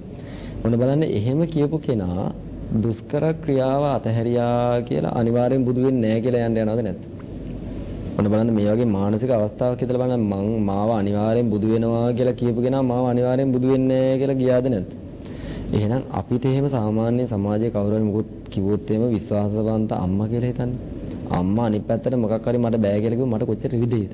ඒ වගේ අවස්ථාවක්ද නැද්ද මේ වෙලාව? එතකොට ඔන්න බලන්න මානසික උත්සාහය කියන එක කොච්චර වටිනවද කියලා කියනවනම් සාරාංශකයේ කල්පලක්ෂයක් තිස්සේ වීරිය පාරමිතාවක් කරගත්ත කෙනෙක්ගේ. ඒ කියන්නේ මට මොනවා කිව්වත් මගේ අවයවයෙන් වුණත් මගේ ජීවිතයෙන් වුණත් මම මේ වීරිය නතර කරන්නේ නැහැ කියන එකනේ බුද්ධත්වයේ වෙනුවෙන් පරමත්ත පාරමිතාවක් කියන්නේ. ඒ කියන්නේ පාරමිතා ගොඩේ පාරමී උපපාරමී පරමත්ත පාරමී. ඔන්න බලන්න මේ වෙලාවේ ගන්න අදිෂ්ඨානය තමයි මම අර කලිනුත් කිව්වේ මේ ඔක්කොමලා දැන් ගියා. කවුරක්වත් මට නැහැ. එහෙනම් හිතේ මට තල්ලුවක් තිබ්බ නැත්තම් යහපත් පැත්තට මේක කරන්න බෑ. ඉතින් බෝසතාණන් වහන්සේලා තිබ්බ හයිය කොච්චරද කියලා කියනවා මානසික උත්සාහය. ගන්නව අදිෂ්ඨානය මගේ ශරීරයේ දැන් හැම තියෙනවා. හැමයි නහරයි ඇටයි ඕන්නම් ඉතුරුනාවේ. ඒ ටික විතරයි දැන් තියෙන්නේ. ඕන්නම් ඒ ටික ඉතුරු වෙනවා නම් ඉතුරුනාවේ. දැන් හිටපු ඔක්කොම ගියා. ලේමස් වේලෙනවා වේලුණ දෙන් මට පුරුෂ පරාක්‍රමයක් තියෙනවා නෝ ඔන්න බලන්න ඒක විස්තර කරන විදිහ මට පුරුෂ පරාක්‍රමයක් තියෙනවා පුරුෂ බලයක් තියෙනවා මේ මානසික උත්සාහය ගැන මේ කියන්නේ හිතට ඇද වෙන්න දෙන්නේ නැති ගතිය එඩිතරකම කැලේ ඉන්න සත්තු කෑ ගහන්නේ බයටද නැද්ද සිංහයා කෑ ගහන්නේ එඩිතරකමට කැලේ ඉන්න සත්තු කෑ ගහන්නේ බයට සිංහයා කෑ ගහන්නේ එඩිතරකමට හොඳද වීරිය විස්තර කරන්නේ පාරමිතාවල එහෙම සිංහයා හිටගෙන ඉන්නකොට ඉන්නවා වගේ සිංහයා ඉඳගෙන ඉද්දි වීරියෙන් ඉන්න කාටවත් බය නැහැ නිදාගන්නේ සිංහසියා වෙන්න නැද්ද කාටවත් බය නෙමෙයි ඇවිදින්නෙත් අනිත් අය බය හිතන විදිහට ආය වගේ වීරිය කියලා කියන්නේ මහා තේජාන්විත මානසික භාවයක් කියනවා මම බුදු වෙනකන් ආයේ නැගිටින්නේ නැහැ විරියන් අහෝසි අසල්ලි නම් කියන මගේ වීරිය ආයේ හැකලුනේම නැහැ කියන. ඒ කියන්නේ වීරිය ආයේ අහිමුන්නේ නැහැ කියන. එහෙනම් අන්න බෝධිසත්වයාණන් වහන්සේට කාය ජීවිත අපේක්ෂාව අතහැරෙන්න තරම් ඒක ප්‍රබලයි. නැත්තම් ශරීරයේ ලේමස් ඕනනම් ඉතුරුන දෙන් කියන වීරියක් කියලා කියන්නේ සමහර දවස් දෙක තුනක් වුණත් ඉන්නවා කියන අදහසක්ද නැද්ද ඒ අරගෙන තියෙන්නේ. ආය ආහාර ගන්න මේ කයට වෙන දෙයක් වුණ දෙන් මං නැගිටින්නේ නැහැ කියන අදහසක් එන්න බුදු වෙනකම්ම රැලි වෙනකන් ඒ කියන්නේ කොච්චර හයියක් වෙන්න ඕනද පැයක්ද දෙකක්ද තුනක්ද එහෙනම් ඒක සකස් වෙන්න උන්වහන්සේ පාරමී උපපාරමී පරමත්ත පාරමිතා ආදී වශයෙන් අනිත් හැම පාරමිතාවක්ම වගේම එදා දීපංකර පාදමූලයේදී නියත විවරණ ලැබපු දා ඉඳන්ම වීර්ය පාරමිතාවත් සසර ජීවිතයේ බොහෝ භවයන් වල ඉපදිලා උන්වහන්සේ වඩපු බව අපි තේරුම් අරගන්නට ඕන මහා බෝධිසත්වයන්න් වහන්සේ ඒ සම්බන්ධයෙන් ඒ පිළිබඳව ශාස්ත්‍රඥ වහන්සේ නමක් හැටියට ශ්‍රාවකයන් හට එඩිතරවම තමන් ආදර්ශයෙන්ම මඟ පෙන්වපු මහානුභාව සම්පන්න උතුම් ශාස්ත්‍රඥ වහන්සේ නමක් බව අපි බොහෝම ශ්‍රද්ධාවෙන් මේ වෙලාවේ සිහිපත් කරනවා. හොඳයි අපි හඳුරන්නේ අපි තුන්තරා බෝධියකින් එක්තරා බෝධියකින් නිවන් දකින්නනේ අපේ උත්සාහය සමහරුන්ට සම්මා සම්බුද්ධ බෝධියෙන් සමහරුන්ට පච්චේක පසේ බුද්ධත්වයෙන් එහෙම නැත්නම් මහරහත් භූමියෙන් අපි හඳුරන්නේ මේ බෝධි තුනින්ම නිවන් සාක්ෂාත් කර ගැනීමේදී අපිට වීරිය විවිධාකාරයෙන් ඒ කියන්නේ මේ මහරහත් භූමියට වීරිය වඩන්න ඕනේ මෙන්න මේ ප්‍රමාණයෙන් පසේ බුද්ධත්වයට මේ ප්‍රමාණයෙන් සම්මා සම්බුද්ධත්වයට මේ ප්‍රමාණයෙන් වීරිය බේදත් තිබේද අපි හඳුන්නේ වර්ධනය කරගත යුතු ක්‍රමවේද පිළිබඳවත් අපිට කියා දෙන්නකෝ අපි හඳුන්නේ. ඔව් චාමික මහත්තයා පාරමිතා උපපාරමිතා පරමත්ත පාරමිතා කියලා තියෙනවනේ. එතකොට ශ්‍රාවක බෝධියෙන් නිර්වාණය අවබෝධ කරගන්න කෙනෙක් දැන් ඔන්න සීලය සම්පූර්ණ කරන්න සමත විපස්සනා භාවනා කරන්න වීර්ය කරනවා. එතකොට මේ තැනත්තාට පුළුවන්කම තියෙන්න ඕන මගේ අමුදරුවන්ට මොන කරදරේ වුණත් මගේ දේපල වලට යම්කිසි කරදරයක් වුණත් මම මේක නතර කරන්නේ නැහැ කියන අදහස තියෙන්න ඕනේ. එතකොට සමහර වෙලාවට වීර්ය උපපාරමිතාව කියලා කියන්නේ සමහර වෙලාවට මේ ශරීරයකට කවුරු හරි ඇවිල්ලා ගහන්න පුළුවන්. ඒක දිගට භාවනා කරද්දි ගහන්න පුළුවන්. එහෙම නැත්නම් මොන හරි කරදර කරන්න පුළුවන්. එතකොට මට උපපාරමිතාව පුරන කෙනෙක් නම් මගේ ශරීරයේ අවයවයන් වලට හානියක් සිද්ධ වුණා. මම මේක නතර කරන්නේ නැහැ කියන එක ඒක ඉස්සල්ලාට වඩා ලොකු මානසික උත්සාහයක්. හොඳද? එතකොට බුද්ධත්වයේ වෙනේ යන කෙනා වීරිය පරමත්ත පාරමිතාව. ඒක තමයි අර අපි කිව්වේ අන්තිම වෙලාවේ මේ වෙලාවේ මගේ ජීවිතයට විනාශයක් සිද්ධ වුණත් මම මේක නම් නතර කරන්නේ නැහැ. මුලදී අමුදරුවන්ට දේපල වලට හානියක්. එතකොට ඊට පස්සේ අවයවයන් වලට හානියක්. ඊට පස්සේ මුළු ජීවිතයම පූජා කරමින් ඒක සිද්ධ කරන්න පුළුවන් නම් ඒක තමයි පරමත්ත පාරමිතාව බවට පත් වෙන. අනිත් පාරමිතාව වගේම වීරියත් ජීවිත පරිත්‍යාගයෙන් වීරිය කරන්න පුළුවන් ශක්තියක් මහා බෝධිසත්වයන්න් වහන්සේලා ඇත්තටම පුරුදු කරනවා. ඒක උන්වහන්සේලාගේ බුදු වීමේ තියෙන මානසිකව මනස හදන ක්‍රමයක්. ජීවිතය උනත් බුද්ධත්වයේ වෙනුවෙන් ජීවිතේ උනත් ඕනම වෙලාවක අයින් කරන්න තරම් මානසික උත්සාහයක් තියෙනවා බුදු බව වෙනුවෙන්. හොඳයි අපි හඳුන්නේ ඔබ වහන්සේ අපිට කියා දුන්නා මේ සතර පාය තමයි අපේ මහගෙදර අපි කෙටි නිවාඩුවකට තමයි මේ මනුෂ්‍ය ලෝකයට ඇහිලා තින්නේ කෙටි නිවාඩුවක් ගත කරලා නැවත යාම සඳහායි මේ ඇහිලා ඉන්නේ කෙටි කාලයකට කියලා. අපි හඳුන්නේ මේ අපි ඇහිලා තියෙන මේ කෙටි නිවාඩුවක් ගත කරන්න මනුෂ්‍ය ලෝකයට ආපු මේ කාලය තුල සමහරුන්ගේ වයස ටිකක් වැඩි වෙන්නට පුළුවන් සමහරු මධ්‍යම වයසේ වෙන්න පුළුවන් තවත් සමහරු ළමා වියේ තරුණ වියේ වෙන්නට පුළුවන්. අපි හඳුන්නේ මේ වීරිය වැඩිවීමට කාලයක් තිබේද එහෙම නැත්නම් අපි සමහරුන්ට අපි වයස්ගත වීම නිසා අපේ දැන් වීර්ය වඩන කාලයක් නෑ අපේ කාලය ගිලිහිලා ඉක්ුත් වෙලා ඒ නිසා ඒ වගේ මන්දෝත්සාහය සිතුවිලි ඇති වෙන්න පුළුවන් අපේ හැමදෙන්නේ වීර්ය වර්ධනය කරගන්නට නිශ්චිත කාලයක් තිබේද කියන කාරණාවටත් පිළිතුරක් දෙන්නකෝ අපේ හැමදෙන්නේ චාමික මහත්තයා මානසිකව ගුණාංගයක් තමයි වීරිය කියන චෛතසික ධර්මය. එතකොට මම මෙහෙම අහන්නම් අපිට ලාබාල කාලේ තරහ යනවද නැද්ද? තරුණ කාලේ තරහ යනවද නැද්ද? වයසට ගියාම තරහ යනවද නැද්ද? අන්න බලන්න මනසේ නරක පැත්තට වයසේ ප්‍රශ්නයක් නැහැ. ඒ වගේ මනසේ හොඳ පැත්තක් හදන්නත් එහෙම වයසේ ප්‍රශ්නයක් නැහැ. අවුරුදු 7න් නිර්වාණය අවබෝධ කරපු ශාසනයක්. ඒක මහා ප්‍රබල ශාසනයක්.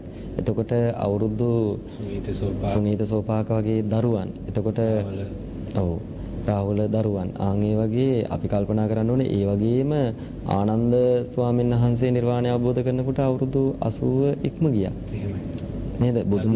ධර්ම භාණ්ඩාගාරික ස්වාමීන් වහන්සේ බුද්ධ පරිනිර්වාණයේ මාස 3කට පස්සේ බුද්ධ පරිනිර්වාණය සිද්ධ වෙන්නේ බුදුන් වහන්සේට අවුරුදු 80 දී ආනන්ද ස්වාමීන් වහන්සේටත් ඒ වෙලාවේ අවුරුදු 80. උන්වහන්සේ නිර්වාණය අවබෝධ කරන්නේ අවුරුදු 80න් පස්සේ.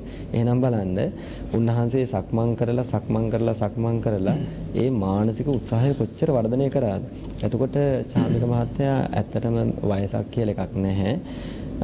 ධර්මයේ තියෙන විදිහට මනස ඕනෑම තේරෙන කාලේ ඉඳන් මනසට වීර්යය ගැන අපි කියලා දෙන්නට ඕන. අපිට මතකයි ඒ කියන්නේ මේ බෞද්ධ පින්වත් අය දන්නවා ඇති ඉස්සර බොහෝ වෙලාවට නිදා ගන්නකොට අම්මා තාත්තා ඔළුව අතකගා ජාතක කතාවන් කියමින් ඔය වීරියට අදාළව පුතේ මෙහෙමයි බෝධිසත්වයන්න් වහන්සේ මෙතනදී හිටියේ මේ අනිත් නරක සතුරා මෙච්චර දේවල් කළත් මේ සීලේ කැඩුවේ නෑ හතුරෙකුටවත් මේවා කරේ නැහැ කියලා අර හිතට මනස උත්සාහයක් ඇති වෙන විදිහට අපේට මනසට මේ දායාදය දුන්නා. ඉතින් අපි පාසල් වල පවා ධර්ම ග්‍රන්ථවල සමහර වෙලාවට වීරියට අදාළ උපදේශ ඇතුළත් කරලා තියෙනවා. ඉතින් මේක ඕනෑම දරුවෙකුට අපි කියන්නේ නිකන් කතාවට 6-4 කියලා දෙන්නට ඕන කියලා. කියන්නේ අපාය 4 ගැන අපි කියලා දෙන්න ඕන. අපාය ගැන කියනකොට වීරිය වැඩි වෙනවා. එතකොට පුංචි කාලේ ඉඳන් මෙහෙම කියලා අපිට මනස ඉහළට යන විදිහට යහපත් පැත්තට යන විදිහට අපේ වීරිය වැඩි කරගන්න ඇත්තටම වයස සීමාවක් නැහැ. ඕනෑම වයසක කෙනෙකුට ඕනම වයසක තරාතිරමක කෙනෙකුට ගිහි ජීවිතයක් ගත කරන කෙනෙකුට පවා බොහෝම හොඳ පෞල් ජීවිතයක් සාර්ථකව ඉස්සරහට කරගෙන යන්න කිසිම ගැටලුවක් නැතුව බොහෝම පරිස්සමෙන් සහයෝගයෙන් ඉන්න තරම් මේ වීරිය කියන ගුණය බොහෝම ලොකු රුකුලක් වෙනවා. හොඳයි. නොතිර ලොව ඉතිරි වෙන කිසිවක් නැහැ කියලා අපි දන්නවා. ඒ නිසා හැම දෙයක්ම වෙනස් වෙනවා. මේ මැදිරි අද මේ විදිහට උනාට හෙට දිනේදී ලබන සතියේදී මීට වඩා වෙනස් විදිහක් ගන්නට පුළුවන්. ඒ නිසා මේ නොතිර ලොව ඉතිරි වෙන කිසි දෙයක් නැහැ. හැම දෙයක්ම වෙනස් වෙන සුළුයි. ඒ නිසා වීරිය කියන කාරණාවත් වෙනස් විය යුතුයි. හැබැයි මේ වෙනස විය යුත්තේ වර්ධනයක් මිස ඒක අඩුවීමක් නොවේ කියන කාරණාව අපි තුළ තිබෙනවා. අපේ හැමදෙරනේ අපිට මේ සියලු කාරණා සමාලෝචනයකට එළඹෙමින් ඔබ වහන්සේ වීරිය වර්ධනය කරගත යුතු මඟ පිළිබඳව අවසාන වශයෙන් අපේ සමාජයට දෙන පණිවිඩයත් අපේ වැඩසටහන සියල්ල සම්පින්ඩණය කරමින් දෙන සමාලෝචන විග්‍රහයත් මේ වෙලාවේ අවසාන වශයෙන් දෙන කියා ගන්නට කැමැති අපේ හැමදෙරනේ.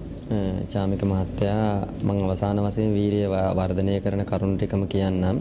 කරුණු කීපයක් මම කෙටියෙන් මතක් කරන්නම්. අපි අද දවසේ කොහොමත් මානසිකව හිත වඩන වීරිය කියන ගුණය ඒක භාවනාවකින් ප්‍රබලම වර්ධනය කර ගත යුතු බව කුසලයට අකුසලයට දෙපැත්තටම මේ වීරිය ප්‍රකීර්ණක චෛතසිකයක් බව. ඉතින් යහපත් පැත්තට ආයාසයෙන් මේක බලවත් කරගන්න ඕන බව අපි සාකච්ඡා කළා. එතකොට අටුවාවේ තියෙන කාරණාවක් තමයි අපාය බය පච්චවේක්ඛනතා.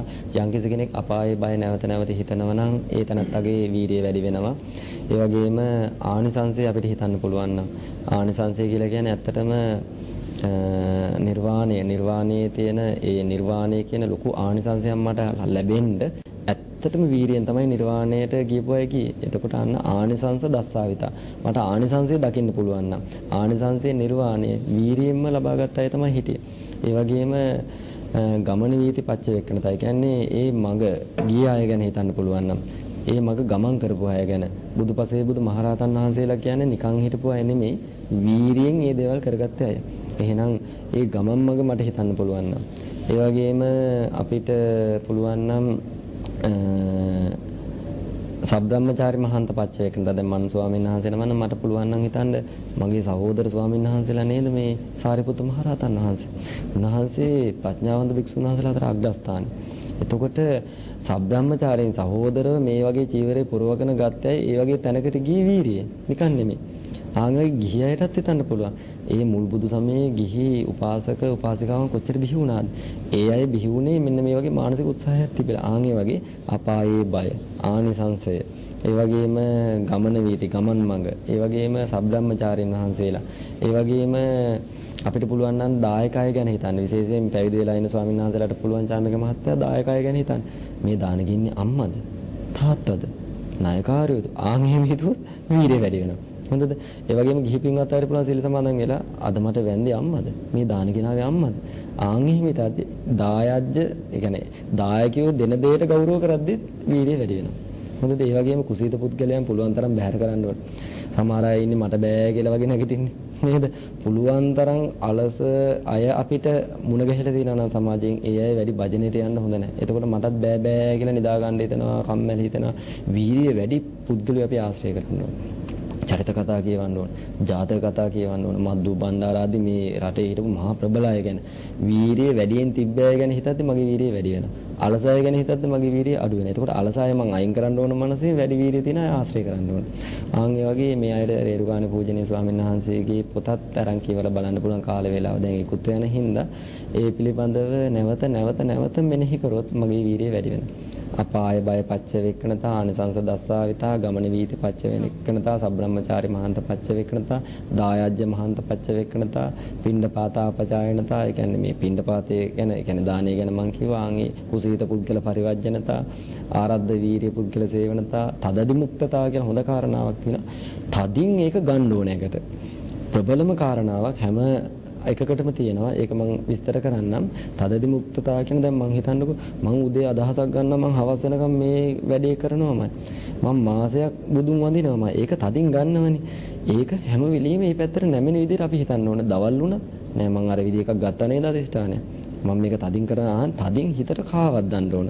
යම්කිසි දෙයක් කරන්න යනවා නම් තදින් කාවක් දාන්න ඕන.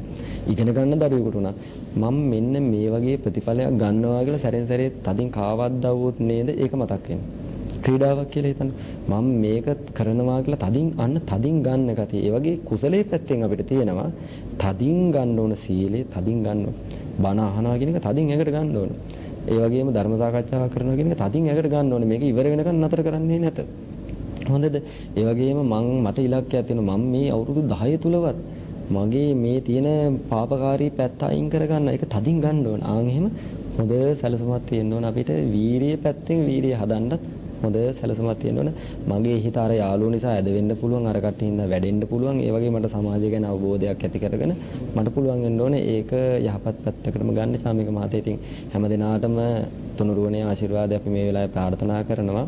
ඇත්තටම වීරිය කියන කාරණාව වර්ධනය කරගත්තොත් අපිට අපේ ජීවිතේ වර්ධින්නේ. අවසාන වශයෙන් මතක් කරන්නම් සාරිපුත්ත මහරහතන් වහන්සේගේ අම්මා, උන්වහන්සේ පිළිගත්තේ උන්වහන්සේ පිරිනුවම් පාපු දවසේ. අම්මා පවා ප්‍රතික්ෂේප කරලත් ශාසනයේ අග්‍ර ශ්‍රාවක තනතුරට යන්න කොච්චර වීරියක් මානසික උත්සාහයක් ඒ හිතේ තියෙන්න ඕනද බලන්න. බුදුදහමේ වටිනාකම බලන්න. මාව කවුරු ප්‍රතික්ෂේප කරත් මාව ඉස්සරහට යන එක නතර කරවන්න බැරි හයියක් ඒක ඇත්තම කියනවනේ.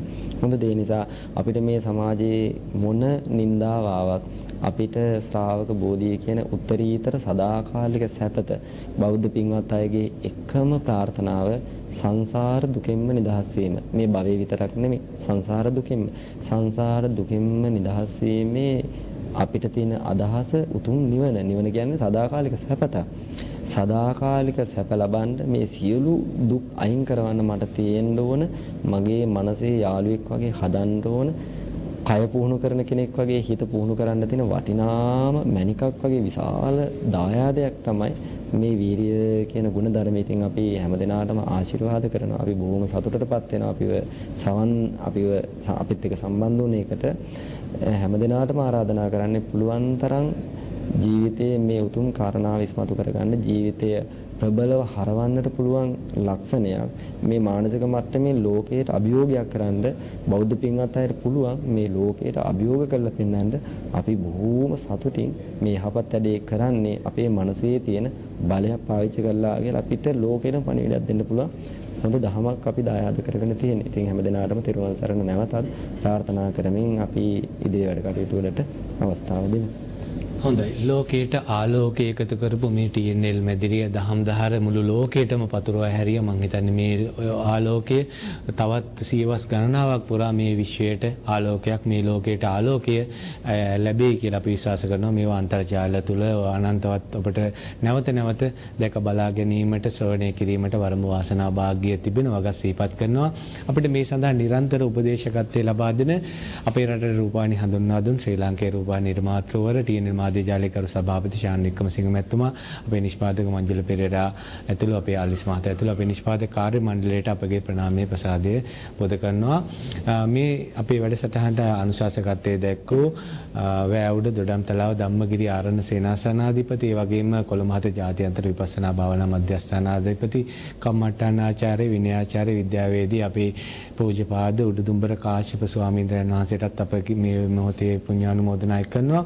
උන්වහන්සේගේ ගෞරවනීය ඇරයුමෙන් අද අපේ දහම් දහර වැඩසටහනට අනුශාසනා කිරීමට වැඩම කරලා මේ අපිට මහත් ආලෝකයක් අඳුරින් එළියට අපිව රැගෙන යන්නට ආලෝකයෙන් ආලෝකයට අපිව රැගෙන යන්නට අප කෙරෙහි අනුකම්පාවෙන් මේ ධර්මානුශාසනා සිදු කර වැෑවුඩ දොඩම්තලාව ධම්මගිරි ආරණ්‍ය සේනාසන වාසී ඒ වගේම කොළඹ 7 ජාත්‍යන්තර විපස්සනා භාවනා මධ්‍යස්ථාන වාසී පූජ්‍යපාද අවසරයි බෝගහපුර දේවමිත ස්වාමීන් වහන්සේට අපි අපගේ පාද අභිවන්දනයෙන් අපගේ ප්‍රණාමය ප්‍රසාදේ පුණ්‍යානුමෝදනය පුද කරනවා ඔබට සදහවත් ඔබට තිරුවන් සරණ ප්‍රාර්ථනා කරමින් දහම් දහර වැඩසටහනින් අපි සමුගන්නවා ඔබට සම්මා සම්බුදු සරණයි